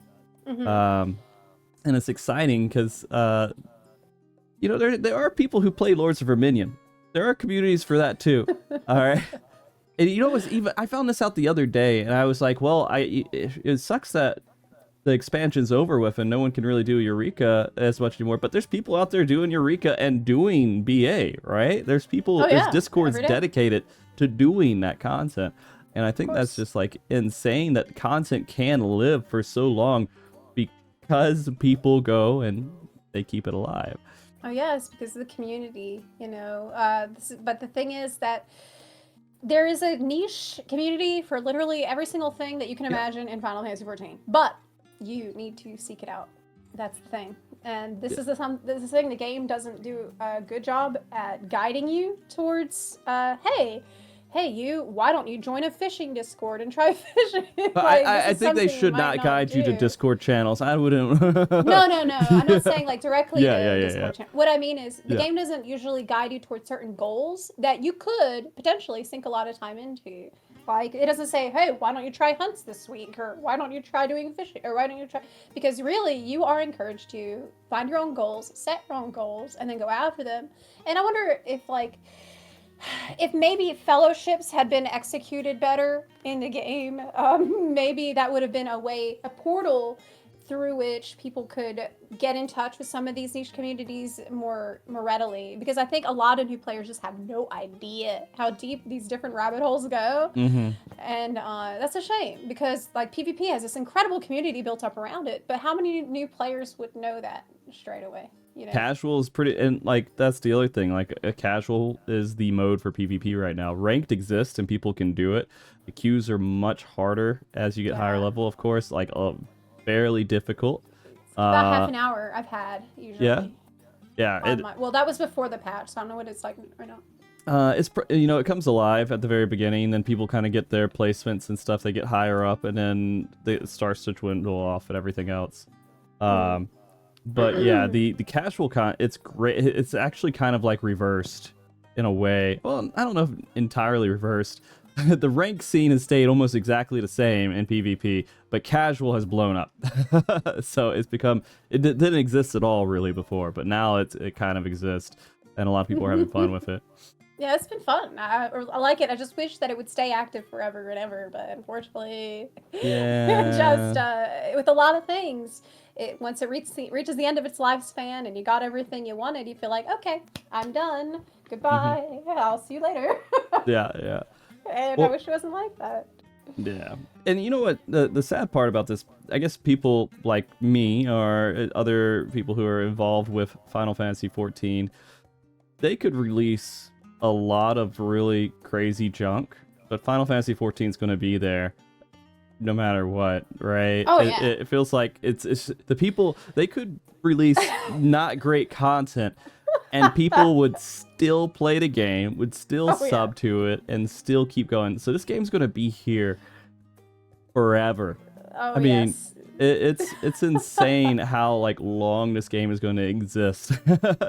But, I mean, there's a lot to be said for the unconditional love that the community has. I've expressed this a lot lately. I do also have unconditional love for Final Fantasy XIV. Like, whatever happens is what happens, but I'm here for the long haul, and it feels like home. It's like it's such a unique game that I play in that way, in that it feels like this is the game I return to every day. This is where I feel like I belong here, and I'm glad that so many people do feel that way no matter what. And I'm glad that even with an expansion that I haven't been that fond of, and many people have been critical of, the patches of, we're still here. Yeah. And we're still coming back. We're still resubbing, and we're still looking forward to the things coming next. And that gives me a lot of hope for the future, too. Yeah, and I'm looking forward to it. And it's good that the developers see criticism like this, too, and they can kind of take it in. As long as they don't have to filter through it too much, it's okay. Yeah, you don't want to make their life even harder than it already is by being toxic while you're trying to share your opinion. Yeah. But that's not always that easy. Emotions can get in the way. But it's like Yoshi P said, Yoshi P himself has said, a complaint is worth 2 times a compliment. So they really do take the critical feedback very seriously, and we're seeing that with changes to Criterion Dungeon. If people never said it, that they never, if people never said anything critical about Criterion Dungeon rewards, well, then we wouldn't get the massive improvement. Maybe it's not the improvement all the way. Maybe they didn't go as far, but it's a step in the right direction because they're listening and because we're sharing feedback. So yeah, it's kind of a collaborative thing as this game evolves over time. Yeah. Well, we've talked a lot about just in general the current state of everything with the game. Now that you've completed 6.5 and you've gone through all that stuff, and we have Criterion coming up, and we have a little bit more PvP maps coming out here in just a few weeks or so, a couple weeks maybe. then we also have Fall Guys coming. Yeah, that's true. Yeah. It's not going to be forever, though. I heard Yeah. that it's just temporary, which is a shame. It would make sense that it would be temporary. Because if it's too good and like everyone wants to play Fall Guys in Final Fantasy XIV, your game starts to become associated as a Fall Guys game, I guess. That kind of makes sense. But we have the Monster Hunter World thing that's in the game. But no one thinks about it too much right now, right? It's not repeatable content. Fall Guys is repeatable content. Well, yeah, we can't have that. We can't have anything infinitely replayable. Not if it has someone else's name on it. I mean, that makes sense. Yeah. They should just call it, they should change it and call it like, Tumble Buns or something like that. I feel like that's a little biased. Yeah. Maybe so. Ball fights. Oh, okay. Yeah, that's a good one. Ball fights? Change it up a little bit. Ball fights. I don't know. I'm just thinking of random stuff. Okay. All right. Well, we have that coming up. And then in January, we have a little bit more story, another trial of sorts, and just a little bit more. But we're on the lull, right? We're hitting that point. But didn't you hear Yoshi P said that there's going to be something special that we don't know what it is that's coming between... Who said it? When? Yoshi P said it in a Japanese interview recently, and I read it on Reddit as someone had translated it, and I hope that whoever translated it from wherever they read it was correct. Look, this is a huge... I have to believe, all right? This is a pretty big copium overdose. It probably... It could easily be a Final Fantasy 16 collab, you know. It will give us something to do until 7.0. That's what something to do all the way to 7.0? Yes, all the way. It's going to be huge. And he's only going to tell us at FanFest next week. He's going to say it at FanFest. If he doesn't, I'm going to be so upset. Because I've already hyped myself up about this to the point that there's no way I won't be disappointed. Whatever it is. But anyway, you're asking me about... just the future of the lull, right? How do I feel about 6.5? Relief. Oh my god. I feel tremendous relief after doing 6.5. Like, I felt like... With this patch, I felt like, okay, I am playing a normal Final Fantasy XIV Endwalker patch. Again, it didn't feel like filler. It didn't feel like nothing happened. It felt like a lot of stuff happened. Mm-hmm. And it felt like the quality bar went back up into, the normal range of what I would expect from Final Fantasy XIV's main story quest. But I will say this, and this is something I would say to people who feel very negative about it. Before I went in, I made sure to take a moment and let go of my expectations. Before I went into the 6.5 main story patch, I said, okay, I will let go of anything I expected to be good or bad, horrible or great. Whatever it is what it is. I'm gonna take it for as it is and try to enjoy it as much as I can. And thankfully, it was not hard to enjoy it. Spoken like a true Party Finder player. Anyways. The PF warrior attitude into the main story. But I don't want to give spoilers here. I won't, because I know we've got a lot of new players probably. But I will say I was pleasantly surprised by Zero's fate, and very pleasantly surprised by the fate of Golbez. What happened there, I'm going to be very vague, made me more happy about what happened in 6.4, which left a very sour taste in my mouth. I was very, very unhappy with 6.4. Oh, okay. It was incredibly frustrating for me the way that ended. And so what happened to 6.5 made it a little easier to swallow. Now, I know some people are like, oh, but it's just like friendship is magic, and whatever. It's Final Fantasy. What do you expect? Yeah. You expect it to not be friendship is magic? It's Final Fantasy. Yeah. Of course it's going to be friendship is magic. And you know what? I loved it. I liked the wholesome. It's wholesome. It's cute. I thought it was really nice. So. I mean, I have a preference towards, going and doing a dungeon, and then the elephant mother turns into a giant monster and scares her kids, and they turn into monsters, and you have to kill them. Yeah. I like that kind of stuff, right? Yeah. So this is okay every once in a while too. This is all right. Like, would I put it on par with Shadowbringer's story patches?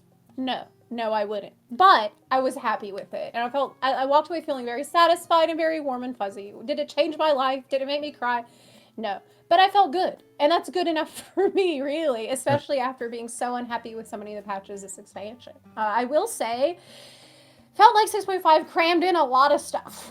And I almost felt a little bit frustrated with how much stuff they crammed in, because I'm thinking, well, shit, you had all this the whole time, and then you made all these filler patches, and you could have spread this out way better over the other patches, where you crammed it all in. It is one, because I felt like if they had paced it better, then maybe we could have spent more time with this super cool trial boss villain.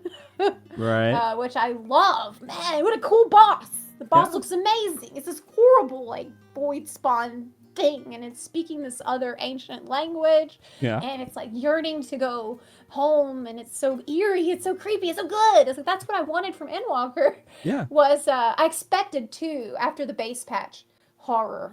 I was like, this is gonna be the horror expansion. No. And 6.5, like, this boss is one that could have absolutely delivered on that. Fair. If they showed it a little bit, maybe hinted at it. You know, I think back to the Stormblood patches, creepy stuff starts happening at the end. Right. And, like, people are going missing. You're hearing whispers from beyond the rift. At the time, the community is like, what the hell is going on, right? Yeah. And it was amazing, because all this discussion kept a lot of buzz and momentum in the community between patches. This is something that this boss could have facilitated in Endwalker, but for whatever reason, I just think that Endwalker's story was paced not that good. If it had been paced better, we wouldn't have had the same problems that we had, I think, with feeling so frustrated. Well, this is them going off the rails a little bit, to be fair, because they've always done it to where they have the expansion, it kind of ends midway, then they start the new expansion. This one, they were like, we're ending it, we're giving you a whole middle story that's not relevant to literally anything else, then we'll give you a little touch of the expansion right before, right? That's weird. That was a weird choice. Yeah. Maybe not entirely necessary. But I think that they could have just kept with this story and, you know, spread things out a little bit. Maybe involve 2 characters who are in Crystarium next to the bar, who are conspicuously absent. Maybe that if they had been involved, that might have helped some previous patches a bit more. They definitely seemed like they should have been involved.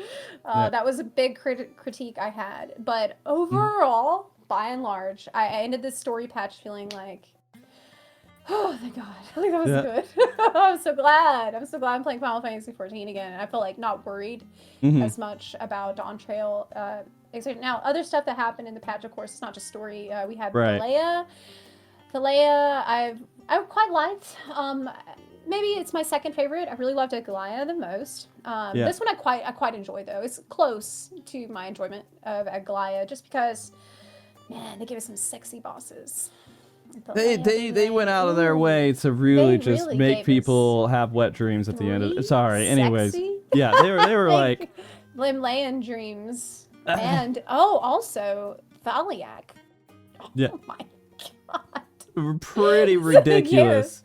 Three sexy bosses. Very dreamy. Yeah, the way too dank boss, though, at the end, I didn't like. I didn't like that one. Well, I mean, it was just like throw everything together, and it's overwhelming. And I was overwhelmed. Yeah, that was the point. Love the last that one. was the point, to be overwhelmed, I think. I get it. I think they wanted it to be way too dank. Yeah. I think I would have preferred being tag teamed. You know, everyone, you know, you're in the middle and all the other gods are all around. I don't have to explain it, but that would have been cool.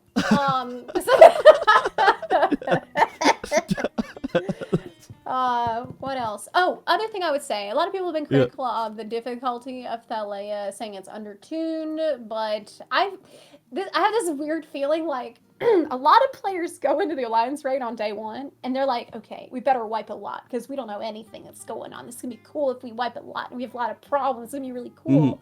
And then I feel like the devs have the completely opposite attitude, where they're thinking, okay, so we need to make the raid so that on day 1, nobody wipes a lot, and they don't have a lot of problems. It's going to be really easy for them to understand day 1, okay, without a lot of like pre-planning. Sometimes I feel like we have a totally opposite expectation of what we want out of the Alliance raid, which just goes to show, like you said earlier, Alliance raid Savage would be amazing as an option. I get why they have the difficulty what it is, wanting to keep Alliance raid roulette, while it is a roulette, not feel too much like a gamba. Like, okay, I could be in a raid that's going to take me 15 minutes, or I could be in a raid that's going to take me 45 minutes. You know, they don't want that to happen. But if they don't want that to happen, that's fine. Just give me something else. Okay, give me the other thing. You know, and I of course have this perspective of like, well, it seems so easy in my mind. Of course, I'm not going to understand the reasons why not and everything else. But a 25 or 24 man raid that was Savage, and all you did was just up the. You didn't have to balance it. You don't have to make it really crazy. Yeah. Just up the damage, up the health bars, up everything else, and just say, give the team one go. Say, hey, go through it. Does it feel at least okay? Sure. Then release it. You're 4 months past Savage. So go ahead and release the same gear that you're releasing in Alliance Raid currently at 660 level that could be recolored. And you're good. All right, that is a farmable situation for a lot of people. You get 1 drop a week, right? And it could be fun, right? It could be fun. I do understand that in some regard. How do you balance that with the jobs, make jobs not be left out, things like that. But I again, this is my perspective of it. Not everything has to be perfectly balanced, and it's okay for things to be a little bit out of whack in order to create that level of interaction with the jobs. It would be fun for them to have some kind of experimental area, like experimental version of the game that they let players test out and just give feedback on. Like, they're so afraid of putting something in that is going to be crazy. No way. The story means too much to too many people for them to give any glimpse. Well, they can just have it be like a totally blank arena. Oh, with, okay. Like, the boss is just like a grapes, poly grapes. Okay. Okay. Polygon grapes, and we'll just fight polygon grapes, so we can say if it was good or bad. They will look at the mechanics, and they will see. Well, the mechanics are in this order. What does that mean? Yes, true. It'll be like, does this mean that the polygon grapes is our new king in the Trollololia or wherever we're going? Yeah. I nominate polygrapes as king. Polygon grapes. I mean, they have too. It's strange how well they've actually. Oh my gosh, that sound! I thought I turned off all the alerts. I'm sorry, everybody. Oh, I don't hear it. Well, you don't hear it, but it was one of the alerts for stream, for subs and things like that. I'm sorry. Oh, okay. Well. Yeah, you're fine. You're fine. Just it went in my ear, and it went in. And everyone else's ears, but yours are okay. You don't even have your headsets on your ears, so it doesn't even matter. I just hear really well, so I don't have to put it there. Okay, fair. You've answered that question 1,000 times, I'm sure. Of course, yeah. I mean, people are wondering if I put it right on my ears, it'd be too loud. Yeah. I just hear it as far. Anyways, so Alliance Raid, and then we also had the new Extreme that kind of came out, that there was a couple of gripes. Had EDM music to it that was really great. It's great. Right? I did it. But I went in, and I kind of recommend this if you are bored or something, or if you think the content's too easy. Just try to go in with the most Pepegaw attitude that you can. That's what I usually do. Yeah. But like I have one brain cell firing in there, and I managed it. Cleared it, but you know what? After I cleared the boss, I realized I did not have dance partner. I feel so embarrassed. Wait a minute. Yes. That seems familiar. Cause just like in the group I was with you. Dancing is the perfect ADHD job because it lets you dash to get out of problems that you weren't paying attention to. It's kind of like a fidget spinner in a way. It does have that one issue. Yes. Oh, yeah. Yes. But that is still going to be the main problem you'll have to deal with if you have ADHD like myself. Fair. Is the dance partner. You have to remember. You gotta remember to turn it on. Trust me. Only thing you have to remember. Dance partner. That's Icardia gets me sometimes as well. And how I just noticed the tank's health's going down a lot. I'm like, man, does this guy just they don't have gear? They suck, or they're not being cooldowns? I don't have cardio up to kind of just carry me through a little bit of healing there. Okay. Yeah. I couldn't heal. That's too stressful. That's way too stressful. It really isn't. I don't know. I feel like I'm sorry. I have a perspective that healing in this game is amazing, and it's not difficult. But you have to. It's when you DPS, it's really easy, right? You can throw that out the window. DPS is super easy. The only time that healer is difficult is during prog. After prog, it is so boring. You go through the exact same script. If people die, you're like, oh, I'm revitalized, right? But when everyone lives, is the most boring DPS job that you could do. What? Yep. Huh. Wow. Well, it's one role I never tried, really. I never did healing because I'm really bad at it. Well, I'll let you know. Once you do it, you'll realize how easy it is. Because, I mean, it's the same thing as, like, when you're doing DPS. You're pressing a cooldown at this moment. You're doing this at this moment. You're pressing your OGCD at this moment to heal everyone and add mitigation. It's the same thing until people start dying, and that's where people start to freak out. But it's okay.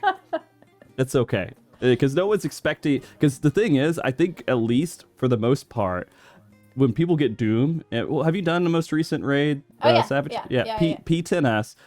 When people get Doom, if they die, do they blame the healer? Right? I don't think so. They blame the player because they got Doom. They're not blaming the healer for not assuming it fast enough, right? And so I think the player base do blame other players for getting hit by stuff enough. And it's obvious because you get a little debuff most of the time now. So, yeah, I mean, I usually just assume whatever happened was my fault. And usually that's correct. So, I mean, that's correct. Especially, you'll make Twitch chat happy because they believe that for sure. That you're correct every time. You could have done something better. That does become the healer life, but I do encourage the backseating usually because I'm like, well, look, if you got any help, any advice for me, I'm all ears here. And like, I don't know what I'm doing. It's so fun though when they're wrong and you just squish the shit out of that, right? And you just you'd be so smug. Oh, yeah. Like, oh, look at all the naysayers who didn't think I could do it. Whoa. Right? Yeah. Look at me now. Yeah, that's fun. My internal voice. Thank you for doing that. Yeah. They love it too, though. Don't let them fool you. They love that as well. Do they? Okay. All right. Yeah, all right. they like me being right? I don't think they like me being... Oh, you gotta, you know, what do you call it? Oh my God, my brain is fried. I don't know. I have literally no clue where you're going. I can't help you with this. Up. You gotta butter them up a little okay. bit. Yeah, tell them how cute they are, and they'll forgive you, right? Like, oh yeah, and the kissies and everything else. Cute. Yeah, Chat's so cute. Chat's adorable. Gosh. Aw. it helps a lot. It's so cute. Yeah. You can't get mad at chat either. Can't. Adorable, you know? I don't do that. You know what? That's probably my issue. I don't compliment chat enough. That is one of my problems, and I will make a change. You're not showing your love and appreciation for how adorable and wonderful they are. And I appreciate every time they tell me it looks like I'm depressed, right? That's the looks like I'm sad today. Like, hey, you look like shit today. Like, what's going on? Like, you're like, I'm just here. I'm existing. What do you mean? And after the stream, I'm like, what's wrong with me? What did I do? Oh, God. All right, back to 6.5. 6.5.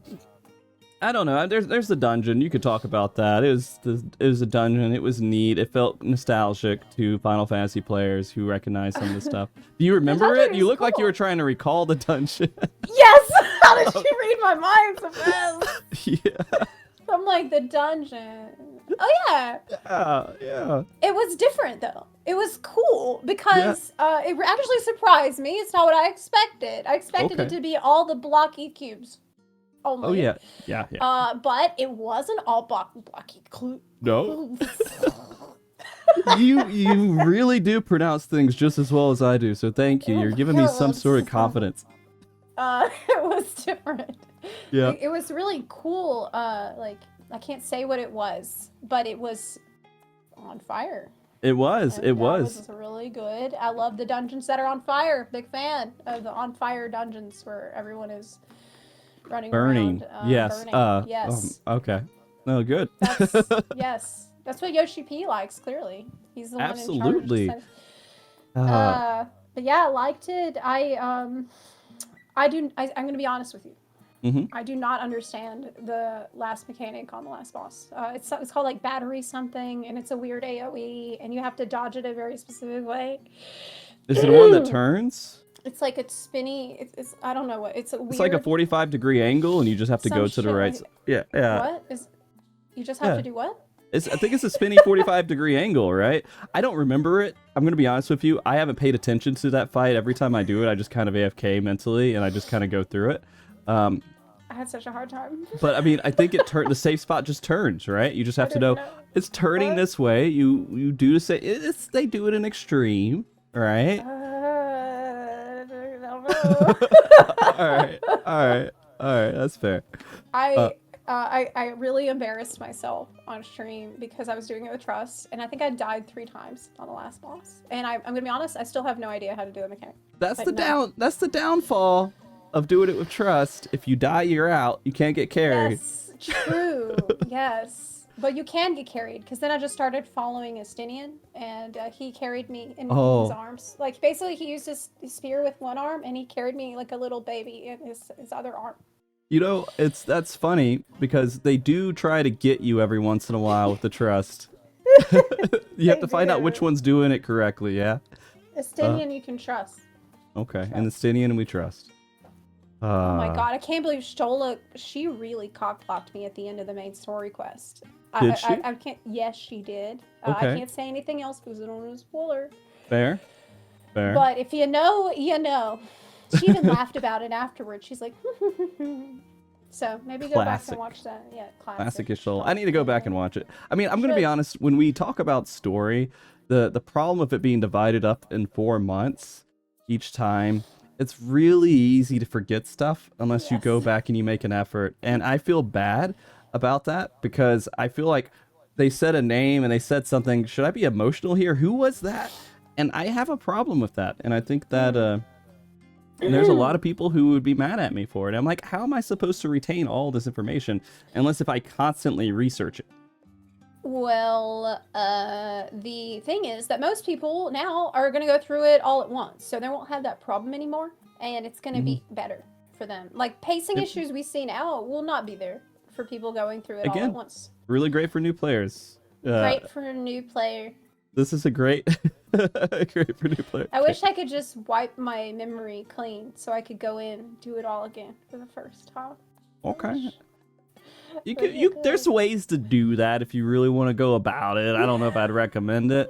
But anyways. So the dungeon, and I guess we talked about Island Sanctuary a little bit already. It's you click on stuff and that's I wish I could just do regular botany in there and regular fishing in my island. It would be so much better. Botany is actually really fun. I would much rather do the regular botany to gather things or fish. At least let me fish on my island. Right. Don't they already have a special crafting gathering island now for crafter gathering? I don't know. I haven't done it in so long. Oh my god! I haven't done crafting gathering in so long. I can't keep up to date with it. That is literally the most out of touch subject I have out of everything else. Did you do Island Ishgard Restoration though? Nope. I was like, that does not look fun to me. And I just didn't do it. It's good for leveling your crafters though. It is. But what about when your server got their monument? Did you know about that? I know it's probably there. I'm, that's just Probably fair. It's okay. So here's another thing that I think is very important, is that players who play Final Fantasy XIV don't have to do every piece of content. True. They don't. I don't have to do craft. No, you know what? My gathering and crafting. You know what that is? When I go and I get material for whatever the old tombstone is, and I can buy materials that the crafters use, I put that on the market, make money, use that money to buy the crafting gear. I have just made that gear, right? Yeah. And so I stay, at the moment, I stay a little bit away from it because I'd like to enjoy my time. Here's here's another. Right? And now other people enjoy crafting and gathering in the game, and they should do it because they're enjoying their time. Yeah, but not everyone's going to enjoy everything. You don't have to enjoy it. Yeah. Force yourself to like something that you don't like. I mean, if you don't like it, you don't like it. As simple as that, you know? Like, it's very difficult for me to do the relic right now because I have to go through I don't care. The relic? Oh, the Hildy. I haven't done it. You haven't done it at all? No, I wanted to do it all at once. Oh, okay. Fair. That's fair. Yeah, I liked Hildy, but I just wanted to do it all at the same time because it's going to be like hours, right? Is it like 5 hours or something? I tried to do it. And I started falling asleep on stream, and I'm like, I can't do this for content right now. I can't do this. It's so rough. Goodness. I have to skip through it, and then I get yelled at for skipping through it. And so... Oh, because you don't like it, but other people want you to like it. It's rough. It's real rough. Yeah. It's really bad. You're not giving the expected reaction, Frosty. That's I'm not being a food for the emotional vampires out there. No. I'm not. I'm sorry. Oh no. That is the thing I've heard about going on. It's huge. In streams for people where like people just gravitate to others doing the story just to like feed off of their emotion, going through big moments, and of course it's fun to do that to a degree, but it becomes a problem. Like everybody likes doing that, but it becomes an issue when you get in someone's chat and you start getting mad that they didn't react the way that you wanted them to react. I've heard of streamers actually getting bullied for this kind of Really? shit. Yes, where like they didn't react a certain way, they didn't have a big enough reaction to it, and then they start getting a lot of backlash from these people. It's creepy. It's a little creepy. I'm afraid of that a little bit, right? Just a little bit, because while the story I think is good, I enjoy it. It's not something that like I'm not gonna cry on stream with it. What? I don't, and it's a problem. It's not a part of my stream. I just can't do it. And so if you weren't streaming, would you cry for a no big emotion? I wouldn't even react. Right? What? Could you imagine not reacting to things? No. Like I wouldn't even react. I would just be sitting there playing the game and looking at the screen and be like, okay. Would you really? No way. I would sit there. Have you ever seen a movie that you cried in? Oh, absolutely. Tobey Maguire, when he did Spider-Man and his uncle was on the street and he was sitting there talking to him, tears out my eyes. Of course. Shot out crazy. When Moana was on that boat and she sung that song near the end and she felt abandoned, tears. All right. There's moments that get me. Okay. And Big Six, when in almost every Disney movie, when a character dies so they can try to make you feel emotionally attached to it, I cry. Gets you every time. But why isn't Final Fantasy XIV make you cry? They don't kill people. No. Oh, because they don't kill people. Oh my god, it's hilarious. Maybe that's it. Okay, I mean, maybe that makes sense. That makes a lot of sense. They kind of don't. They kind of don't, though. They need to get Disney-fied. They need to start killing off some people just for the. Yeah, they did. Really they do it, but those characters are like, I kind of remember who that was. When they die, it's like I kind of remember them. Well, they do like to do the fake outs. That's a thing they love. Wish they would lay off of that a little bit. Yeah. But Endwalker had a fair bit of death. Sorta. Again, I don't Fair remember the bit. name of the people who died. Okay. Do you? Do you? Yes, Oh, of okay. course. All right. All right. All I right. know every name of every NPC who has passed away in a cutscene. I think about them every night.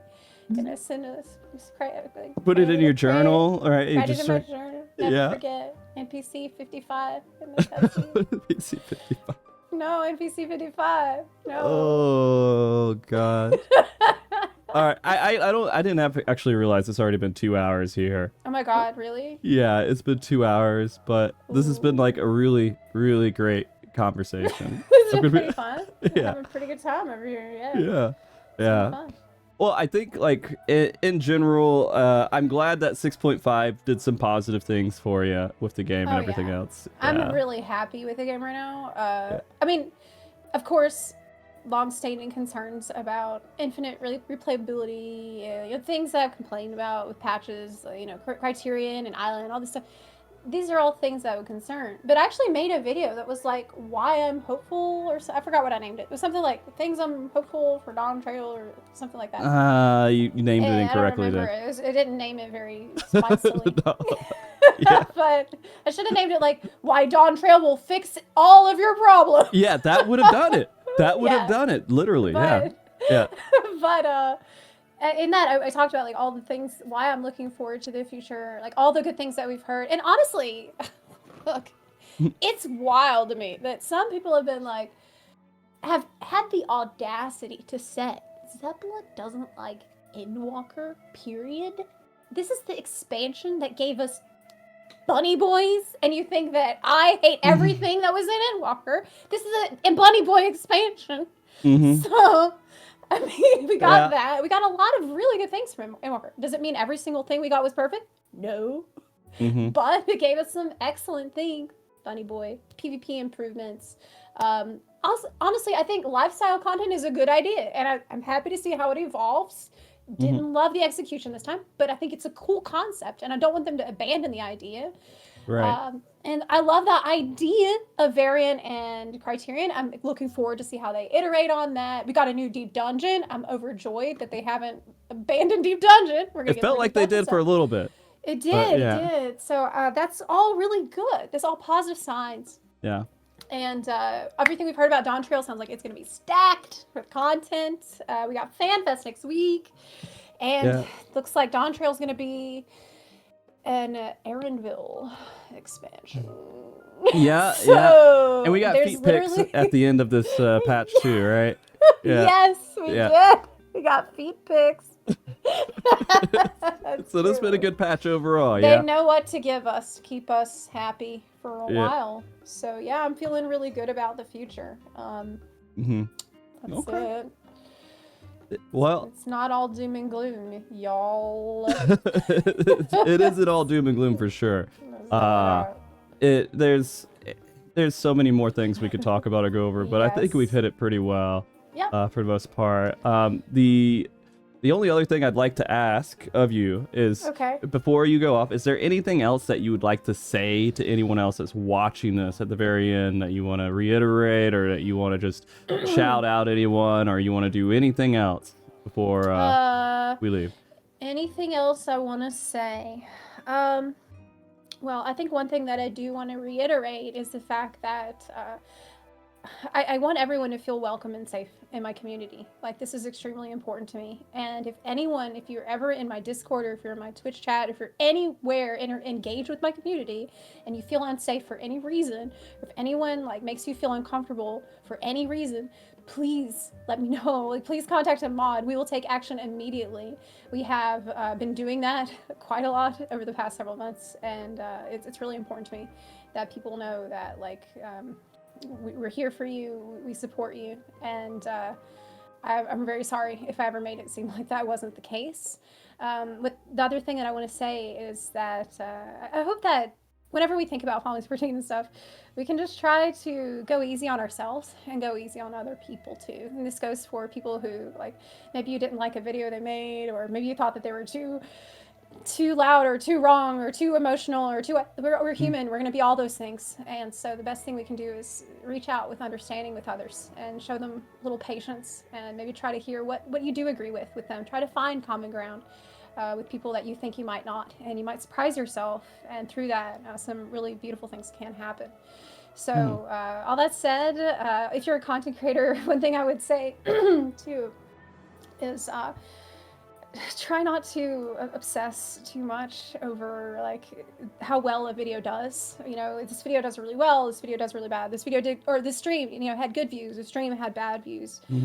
Try not to get caught up on all that, and just try to accept things as they are, good or bad. Try to stay centered on the actual time that you spend playing the game itself, and try to be more present with the game, because otherwise you can get yourself in a situation where you're here, there, you're everywhere except where you are. And if you're that, how can you really enjoy anything at all? Like if you want to enjoy something and love it and appreciate it, just turn off problem solving mode, turn off all that stuff, and be there and try to enjoy it as much as you can.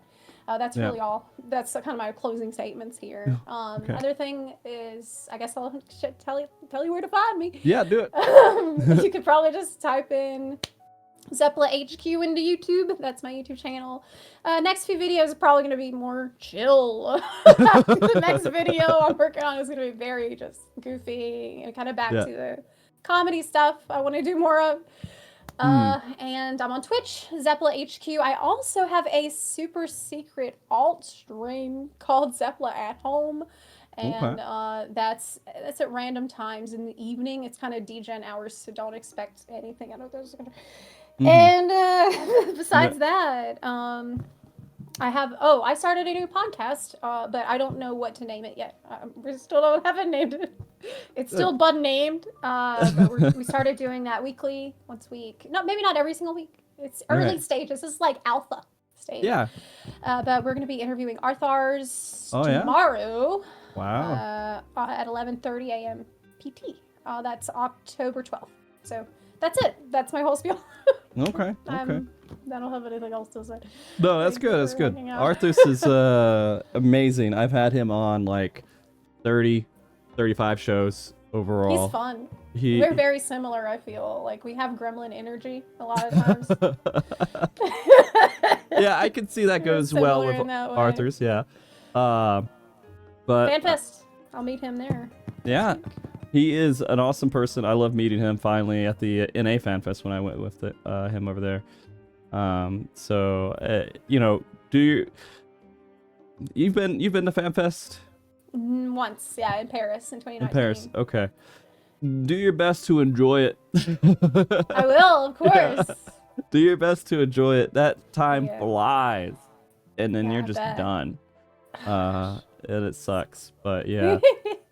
Good luck with it. I hope you have safe travels and all that, and look forward to all the... Thank you so much for having me on today. Yeah. I really enjoyed it. No, it was a blast. I'm glad that we were able to get this going, and you know, we'll see what the future holds and the conversations where they shift to next. Okay. But you were fantastic to have on, and it was good to take a second and talk to you, because this was stuff that buzzes around the community a lot, and it's stuff that I hear about all the time. And it's good to just kind of sit down and hash it out and talk a little bit about it. So. All right. Well, thanks for that. I appreciate the opportunity. Yeah. All right, everybody. Thank you for watching, too. We're going to go ahead and wrap up, and we're going to go to a quick break screen, and I'll come back and close the stream in just a second. But give me like, I don't know, 10 minutes or so, and we'll be right back. And until next time, we'll see you. Bye. Bye.